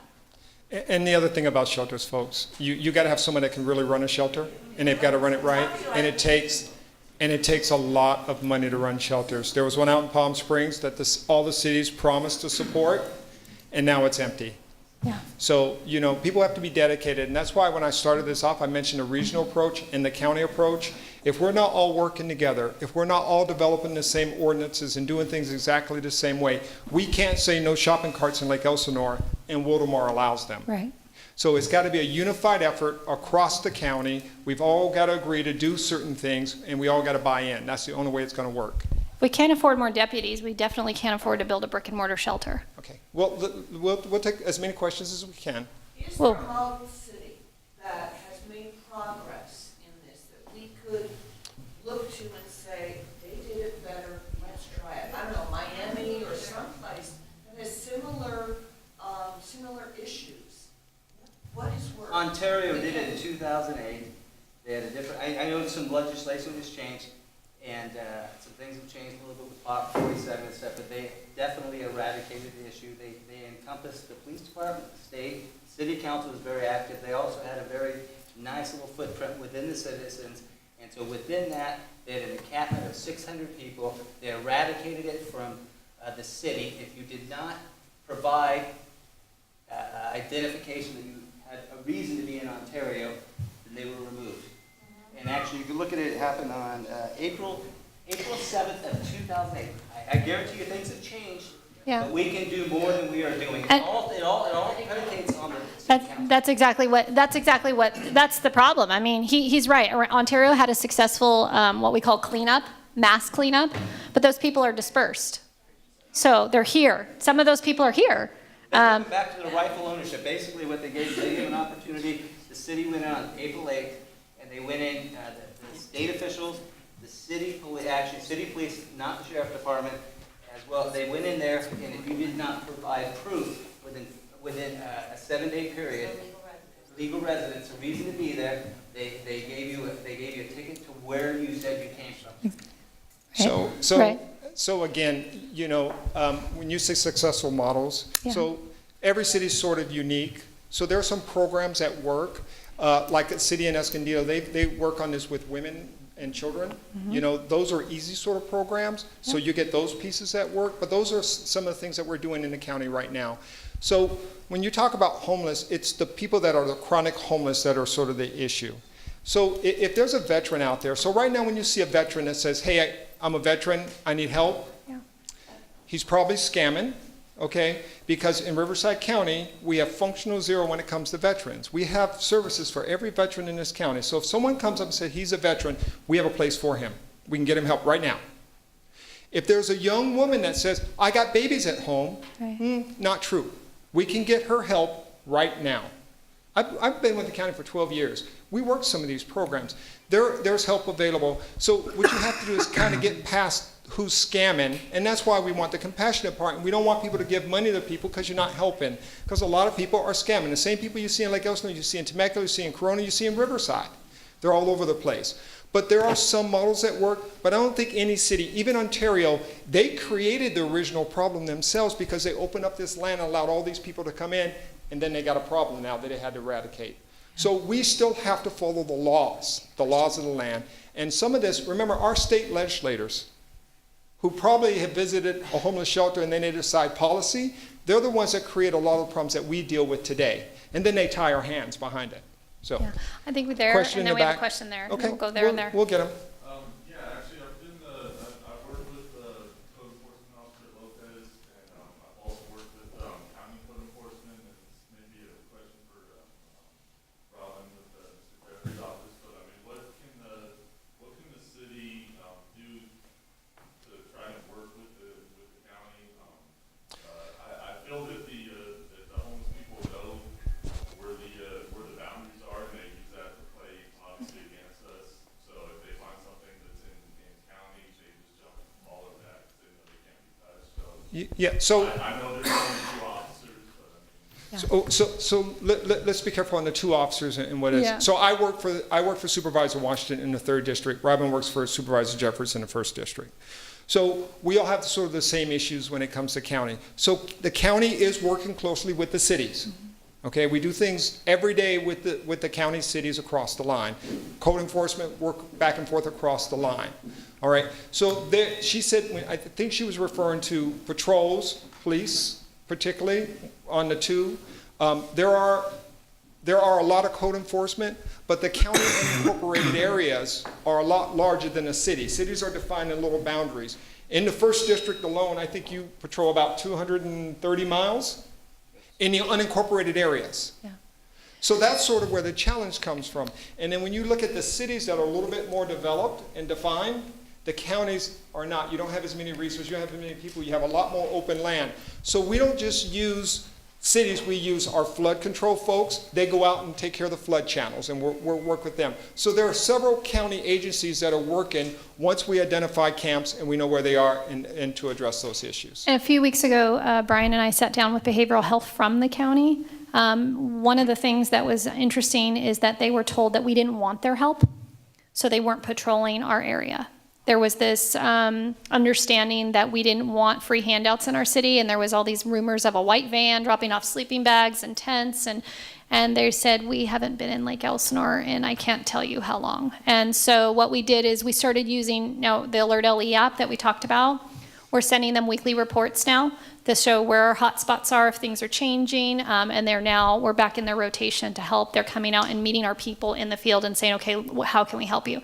So that's something we're doing that the task force came up with, because we're not just trying to get them to move on. We want to get them some help if they really need it. So that's something new. We'll get you. I think this gentleman has his hand up here. These guys over here too. Okay. Right, no, right here. Go, and then there. I'm with Streetlight Project. We're an outreach out of Palm Springs, California. We serve the entire valley over there, about 300 people. Go out and provide services, food, clothing, toiletries, some of the things you guys kind of try against. But besides that, we also provide services. We connect people with services. So we'll connect them to rehabs based on their drug of choice, help them find a job if they need it, Okay. connect them with any kind of transitional environment to get them stabilized. The problem is there's not enough space anywhere. Even the shelters are at capacity. Sure. Now, we've actually been to Utah. We studied their programs. We visited them. They're not just looking at like Online. stuff. Yeah. We've been to Portland, Seattle, and we've also watched how they're implementing their programs. They spent over $250 million in the research and development of their programs. So Utah is falling on its face. Yeah. Although it claims 90% or whatever homeless reduction, what they're doing is what we can do actually. They're taking HUD money that goes through the COC, the Continuum of Care, Yeah. which is allocated through grants to different agencies, and then they do risk assessments, and they get basically a rent paid in the form of vouchers. So anybody that's willing to accept those vouchers, but what it's really created is an entitlement mentality instead of an empowerment mentality. Yeah. Now, on the flip side, when you look at Seattle and Portland, and I think it's important for us to look at these models because it's all been done before. We're not recreating anything. Sure. And so we actually toured 9 tiny home villages throughout, like I said, Portland and Seattle. And what they're doing when they do their sweeps is they're taking people to these tiny home villages. And they have a sense of independence. They're small little homes right under where the build out is super cheap. They're really small units. They're 120 square feet. Just enough for a bed, a loft space to store their stuff, and then there's a centralized community center where they can go watch TV, read books, get on the computer, look at resumes, you can do art, and there's an on-site case manager that helps them connect to services. So when people have a roof over their head, they're more apt to actually get reacclimated into society. These villages aren't just a free handout though. The cool thing about them is they're self-managed. So people are elected in certain positions. There's people that are elected in the leadership positions that are in charge of speaking for the village. There's people that are in charge of kitchen, building maintenance. But what that does is makes people feel empowered. Yeah. Especially if they're coming out of prison, they don't have a place to go. And the thing is I want to tell you guys, we don't have our hand in the cookie jar. If you look at some of the build-out costs, they're insanely high. It's because there's a developer or some planner that's taking some money based on the idea alone. Sure. The actual build-out cost is super efficient. In fact, if we got help building a tiny home village, say that would come up for 80 tiny homes, a centralized community center, an on-site case manager connecting them to services, people will transition from a tiny home village within a year because they're stabilized. It also centralizes your services. So people that have mental illnesses, now there's service providers that aren't going under bridges, out in the campus, trying to service people. It's all centralized now. So people with a mental illness get properly medicated, become productive citizens. But it's really cool. It's a self-sustaining environment that gives people a sense of independence, and it inspires people not that they have to get off drugs, but they want to get off drugs. They want to pursue something because at this, I saw that the number one thing is concern is violence or Public safety. Public safety, right? Well, in each one of these places where they put these villages, it lowered crime rates dramatically. And also these villages, the people that are within it do community service. So every other week, they have to go out and do something, clean up the neighborhood, paint a school, do something that's productive. Can I ask you a tough question? Yeah. All right. I can't get an affordable housing project passed through my residents that they're happy with. How am I going to get a tiny village? How am I going to get them to buy into a tiny village? Well, basically, it's just sharing the information and being educated. I mean, I get torn apart on the dais, in that seat. So let me about a very classy, and I don't want to debate you because I appreciate what you do and I appreciate the conversation, but I literally get ripped to shreds because the affordable housing project, and it's top notch. So how am I going to get that? The build-out cost for one of these villages, if we had community support as far as the actual build-out part, would be about $400,000. $400,000. Are you taking into account what they cost in resources, city resources? It's really not about the cost, to be honest with you. It's not the cost. It's the perception of what is going to draw, and their property values are going to be lowered, and it's NIMBY, right? Nobody wants it. It's actually wrong. What the cities usually do is they give whoever's going to build out this thing free land, and usually it's $1 a year contract. Yeah. Every year they relook at it and say, okay, has crime gotten worse? Has it gotten better? What's the perception? There's actually these tiny home villages that are right next to Why don't you and I talk offline? Let's talk about some options, and if you have some connections, I would love to, let's do that. We'll talk offline, okay? Let me get some other questions Let's go on answered. to the next question. Okay, these gentlemen over here have had their hand up for a long time. Okay, Quickly. I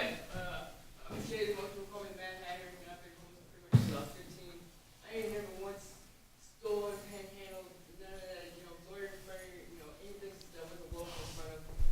I cleaned graffiti off buildings, I discouraged kids, from being period. I pick up trash in the parking lots. I work all the time, I do a job, I do get another job. I've never not been able to get a job, I went and told me you can't get a job, fine. I just, the hardest thing for me right now is I come home from work and all my blankets and food is gone. I don't have much. I get out of the backpack and I get some blankets and I try to stash them somewhere so I can just, when I get off work, I can go back to sleep, wake up and go to work again. And I come home from work and it's hit and miss. Sometimes my food and my blankets will be there and then sometimes it won't, like go to work and get them or something like that. But I've never even seen Fred Lopez. I've been here and I've never seen him before. Let me ask you a question, and I'm not trying to put you on blast, right? Do you want help? Okay, we're going to get you help. Because if you came here tonight, I did not expect homeless people to be here tonight. If you want help, we're going to help you. We'll get you help tonight. I speak on behalf of the side of Brookside Drive with the little lake bottom right there. There's a lot of people there that aren't drug addicts that they've been down there at Lake Bottom for 17, maybe plus years. That's all they know is I'm sure. that life. And so you want them to go and get help from other places. But it scares the hell out of them. I'm sure. They're scared to death. That's all they've ever known. They're terrified. And then so they just do the same thing. They go back to the city. They're not even moving anymore. Code enforcement comes, takes all their stuff. They just sit right there and wait for code enforcement to leave. They sit right back in the spot and see what's money. Sure. And then they go blanket, attend it up, and they don't know what it's doing. Unfortunately, sir, you're the 1%. Most people don't. The 1%ers we want to help you. We want to get you help. There's a lot of folks out there that don't want our help, and they like you said, that's all they know, but the community is not going to make it comfortable for them to just do what they've always done. That's unfortunately the bottom line. I'm only going to make my brother's house for Christmas over here in Covina. That's all that's my main goal right now. Well, we're going to get you some help. So don't leave. All right, sir, and then I know there's hands right here. Hi, I'm John. I've been homeless out here for a little over a year. I'm gonna say flat out with it. I agree with a lot of your frustrations at Prop 47 and Prop 57. That's really does put a damper on what's going on. Let's see here. I do agree homelessness should not be comfortable. I've been homeless since I was 13. And you know what? I've had it all. I've had nothing. And you know what? I came to a point where I don't know how to not be homeless. Right. I'm currently trying to figure out a job over in Vegas right now. As far as the pop people, I think that's awesome that they're doing their jobs and they're getting things done. I really do. Now this is where things you're probably going to try to cut me out for people with. Well, I just have a lot of questions to go, and I will tell you, I sat in front of you for about 45 minutes and listened to you talk about your opinion about the city. So I'm going to caution you. I'm going to caution you right now because I want to hear what you have to say, but I'm not going to let it get, back and forth. No, I'm not Okay. I'm going to give you your time. The first lady that was speaking was talking about crime rate has increased. As soon as they said they started putting pressure on us, on the homeless, the violent crimes has increased. I just got the one numbers. Basically it was, it says 116, 117. That was 2015 and 2014. And that was for however many people. Those were the same numbers. Now in 2016 it jumped up to 136, which that number jumped up a little bit more higher than that. And the prospect, it was looking a lot higher. Well, prospects and prospecting. Yeah, That's true. a debate. Like a housing program, we had a housing program. I still know some people that are on a housing program, but those people got chased off. They told not to come back down and get us, and threatened, literally threatened. Our church groups that were urged to feed out on their property, they were threatened with fines. Yeah, you're right in that. You're not making this stuff up. You're right, and you've got some valid points, but some of the things the legislation is a part of the problem too. When you talk about, it's not because we put pressure on homeless that the crime raised, because if you say that, that's saying that we're making it tougher. I mean, really, legislation has a lot to do with that.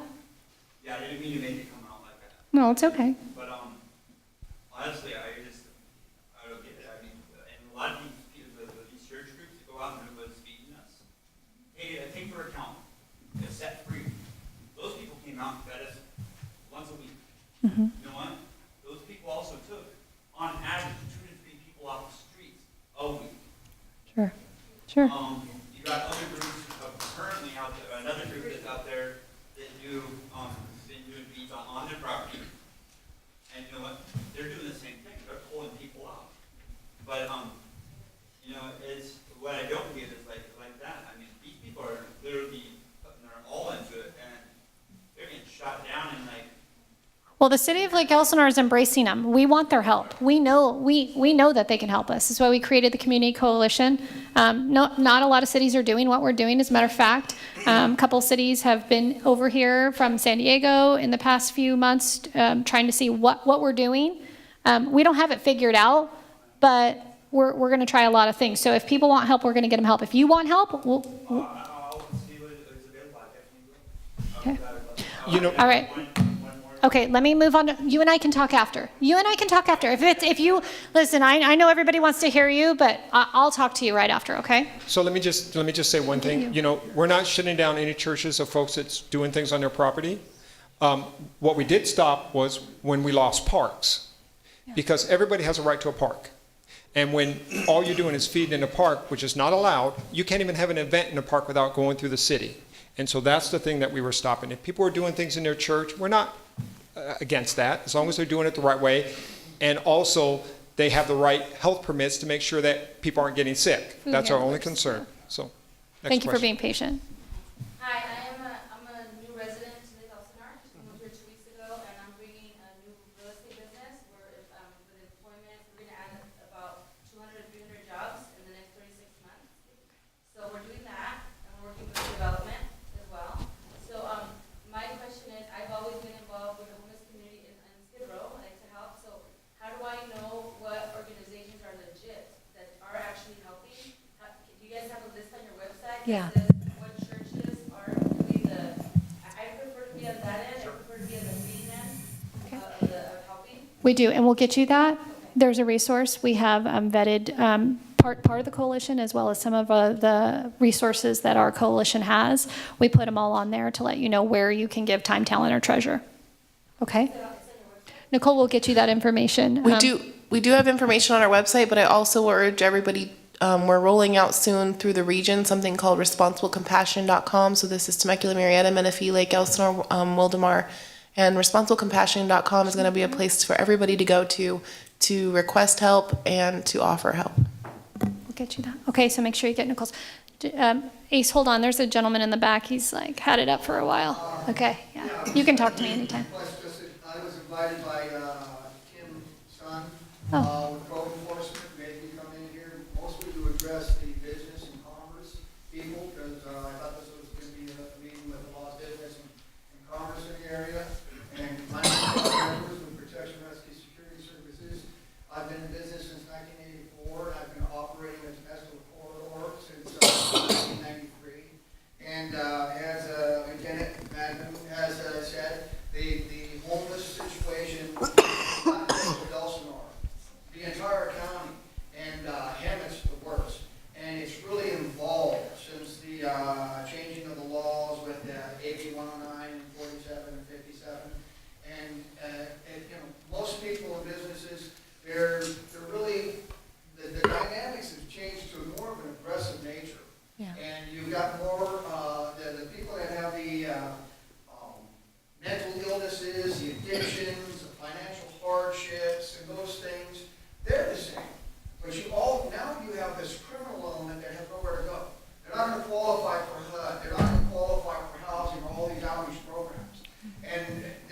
people preying off each other.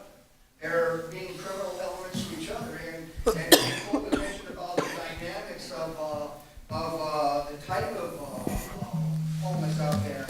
With the criminal elements, a lot of them go in groups, they band together. That's why we have encampments, they protect each other from other homeless that prey on you. And anyways, if anybody's in business and commerce and they're trying to figure out a way in which the city, the police, and the private sector can work together in conjunction to try and eradicate this from their properties and their businesses, we can come up with solutions working with that. We have in Lake Elsinore, we're at Lone Star, which they did have some problems, and we do occasionally find a transient, but we eradicate that night. And most of them usually move on, and we don't have to drain the resources of law enforcement or code enforcement on the continuous problem. And a lot of times on the corridor here, you got a lot of transit traffic. Yeah, you got your local homeless with their encampments and everything that have, entrenched themselves here. But then you got a lot that come off the freeways and they come off the roads and they're working their way to go somewhere. A lot of times they're scared off by the locals, and a lot of times they hit a lot of the business converse and they make encampments there. And so, we're here to help. We're the private sector, it costs money, so. I appreciate that. I think, sir, I'm going to connect you with Michelle Munoz. She's actually sits on the board of directors for the Chamber of Commerce. So I think that board meets monthly. We've done this presentation for the board. The board is very engaged. The chamber is very committed. They're also looking for alternative solutions to give to their business members. Security, also monitoring services, all kinds of things. So if you could get Michelle your card so that she can connect you with the chamber, that's really where, while I'm here to hear everybody, really I want the residents to be able to tell me what they want to have done. I appreciate you coming, but we need you to get to your resource to Michelle. No, that's okay. No, thank you for coming. No, thank you. I appreciate you.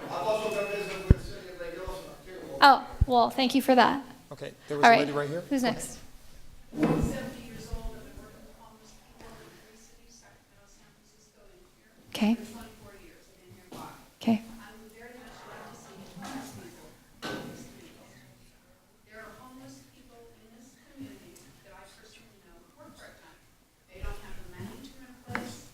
They don't have the credit. They can't fill out credit applications for $35 a shot to be turned down. There are many working for it in town that are living in cars and in boats and in abandoned RVs. Yeah. I will tell you, I appreciate, we have invited, and I know for a fact that homeless people we've invited, and I'm thankful that people showed up because it shows the word is getting out there. So we are not opposed to that. That's what this group is for. We're not saying no. We just need people to trust this process, that we're not just going to preach to someone and tell you all the things that we're doing and we know our problems are not that bad. I realize what you're saying and I respect what you're saying, but if you are a person who has no resources at all of your resources have been bulldozed under, you're not really entrusting them. Yeah. I actually take people to social services to get a voucher. Okay. It takes an hour, and I go to DMV in Temecula for 2.5 hours, and I pay the $7 fee so that they get an ID. I have to find a place an address that it can be mailed to, because they cannot apply for anything without an ID. If they trust you, then you be a part of our coalition and you bring them. But ma'am, the things that you're saying. I'm always going to give people food and water. I give dogs. But ma'am, there's a couple points to that. There's a couple points. We have folks, we're working with nonprofits. We try to make 100% contact. Every time code enforcement goes out, we try to make contact because what we want to do is get people help. And we understand that you can't do anything without identification and all those things. And then, so we are doing that. That's not something that we're not just trying to move people, but landowners and other folks have rights also. And folks can't trespass. They can't pollute our water system and everything else. And so there are rules. Yeah. So it's not a short-term camp. They've actually established some civil rights for having been there.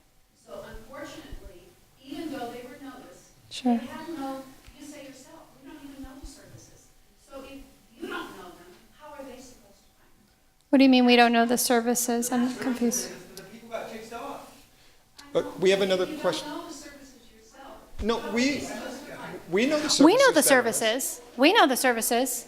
Yeah, we actually, as a matter of fact, a part of the coalition that meets monthly, they actually are trained. A couple of our nonprofits will go out and they will get them there. They can bypass and actually make sure, because I know you can't get social services or ID without a physical address. That is their biggest challenge. We know that.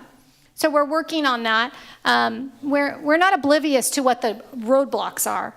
We're just telling you that we're going to keep trying new things. We'll bring services to people. You can come here and we'll help you, but people think that we're not doing anything. 3 days later, he still had not gotten the service. Do you understand? The loophole is also here. It's Sure. not just out there in the big world. We're creating our own loophole. Sure. Because we need to have those services right there before we tell somebody, this is it, it's out of here, or you take us. And then Well, the nonprofits are at the mercy of not having a big budget, and then the money where the money is, the grants run out so it comes down to funding again. How much can you fund to get more people out there to get more services? I mean, it's really the bottom line. The money is where it's going to matter, and if we can find more money to help get more people, I would love to have a dedicated employee at the city of Lake Elsinore that's all they do. I need money for that. we spend for the things that we do, and I really understand the law enforcement issue. My stepfather was a San Francisco police officer for 30 years. I get it Yeah. very personally. Yeah. Is that some of the money we spend, we could be spending in a kind of effort like this, or some other effort, tiny houses or Sure. something, that immediately put a roof over somebody's head. And that's manna from heaven. That's manna from heaven. And that's why people before, individuals gave them tents or blankets. They Yeah. have the ability to do this. Right? No, I understand that. So this gentleman's been waiting, and I want to say this, we're already half an hour past the Yeah, time. we gotta- You said we gotta wrap. We're going to be done. So let's take a couple questions, and a couple of us will stay around to answer any questions anyone have after that. So let me get him, and then we'll come up to the front. Go ahead. I was gonna follow up with, you mentioned responsiblecompassion.com. I would highly encourage everybody to look up that website and take some time to look at it, especially this lady over here who's just speaking. Tremendous list of resources and helps in all 5 cities in this whole area, and it's continuing to build and grow, and it's a great good site. resource. I heard about that because I was involved in the Temecula meeting last month that took place out there. So kind of a two-tier question: Are you guys doing this apart from that, or are you working? We are part of that coalition. With the other cities as well. We are part of that. We have a regional alliance that we are a member of. Okay, and then to follow up with that, I know a big push in that last meeting in Temecula was collaboration between the city and the faith-based community. In fact, two the major pastors in Temecula and Murrieta were on stage helping lead that meeting. So what would be your advice or response or help in regards to churches, nonprofits, and how the city of Lake Elsinore can partner with them to provide some more of these helps that maybe they have resources for, can't help with. I just feel the partnership there within just this city. Yeah. How are you guys reaching out to the faith-based community? We had a program called Cops and Clergy, and quite honestly, it got very political. So it kind of dispersed a little bit. It was a good program. It was doing some good things, and unfortunately, politics gets in the way a lot of the time, and it went south. So what we decided was part of the task force is once we've got the task force organized and we really got structured, which we did, and then we opened up to the community coalition, which we're doing. So this is like step 1 and 2 of that. We invited all the faith-based group. We had some at the last coalition. They basically were very, very upfront and blunt and said, listen, we're kind of burnt. We want to help. We're going to help those in our congregation. We want to give back to our community, but it's gotten a little muddied. So I basically begged them. I said, try it again. Let's try it again with a community, with a collaboration, united. Instead of you doing this and you doing this and you doing this, we all can work together and figure out what everybody's doing, and then let's try it again. We're hoping that they're going to come back.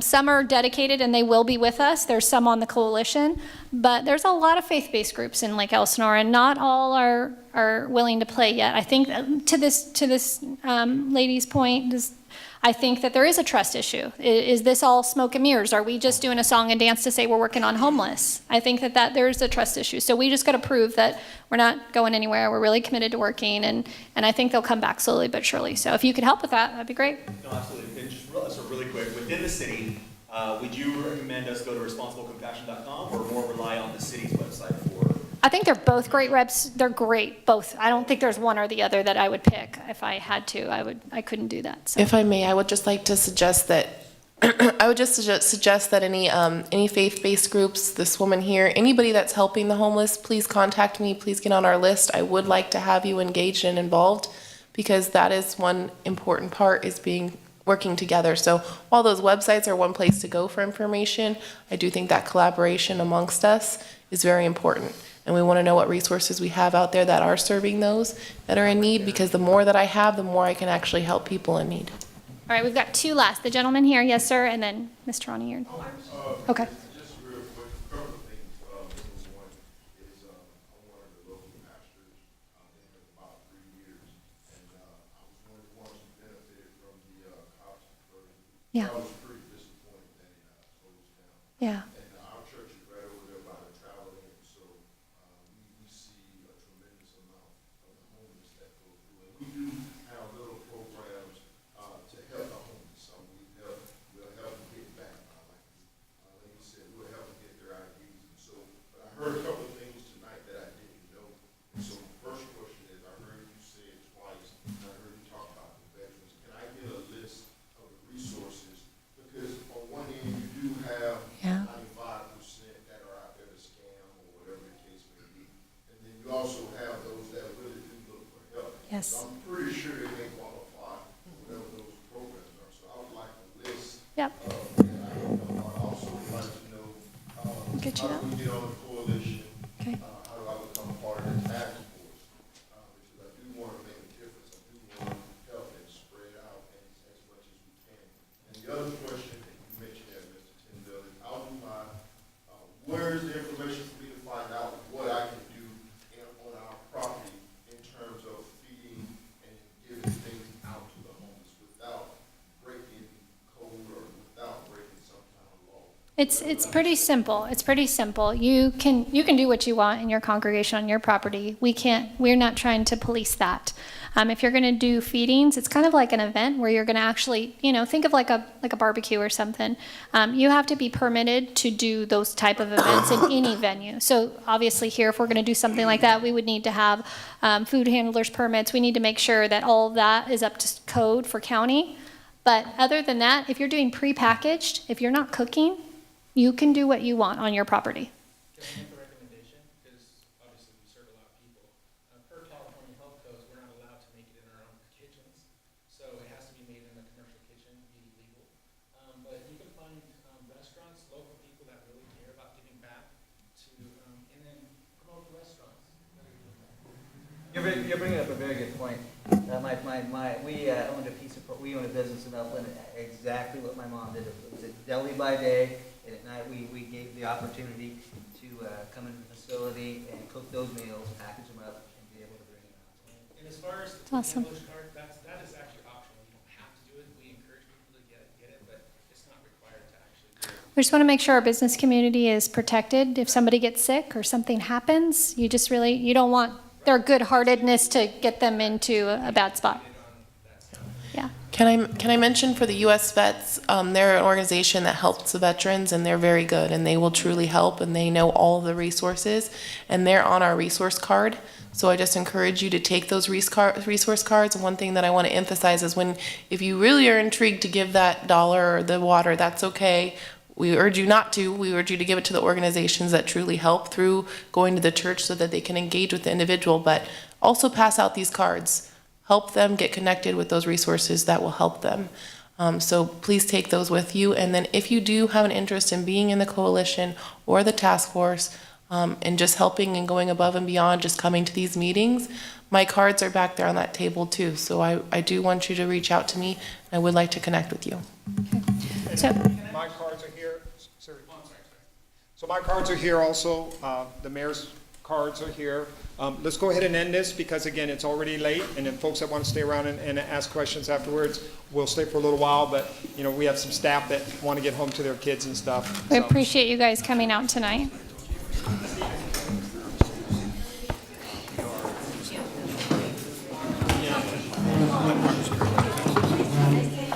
Nice to meet you. I'm excited. scared. I'm like, oh my God. No, don't be scared. No, I'm excited. Yeah, good. Yeah, I'm bringing the largest real estate company in the world called Town.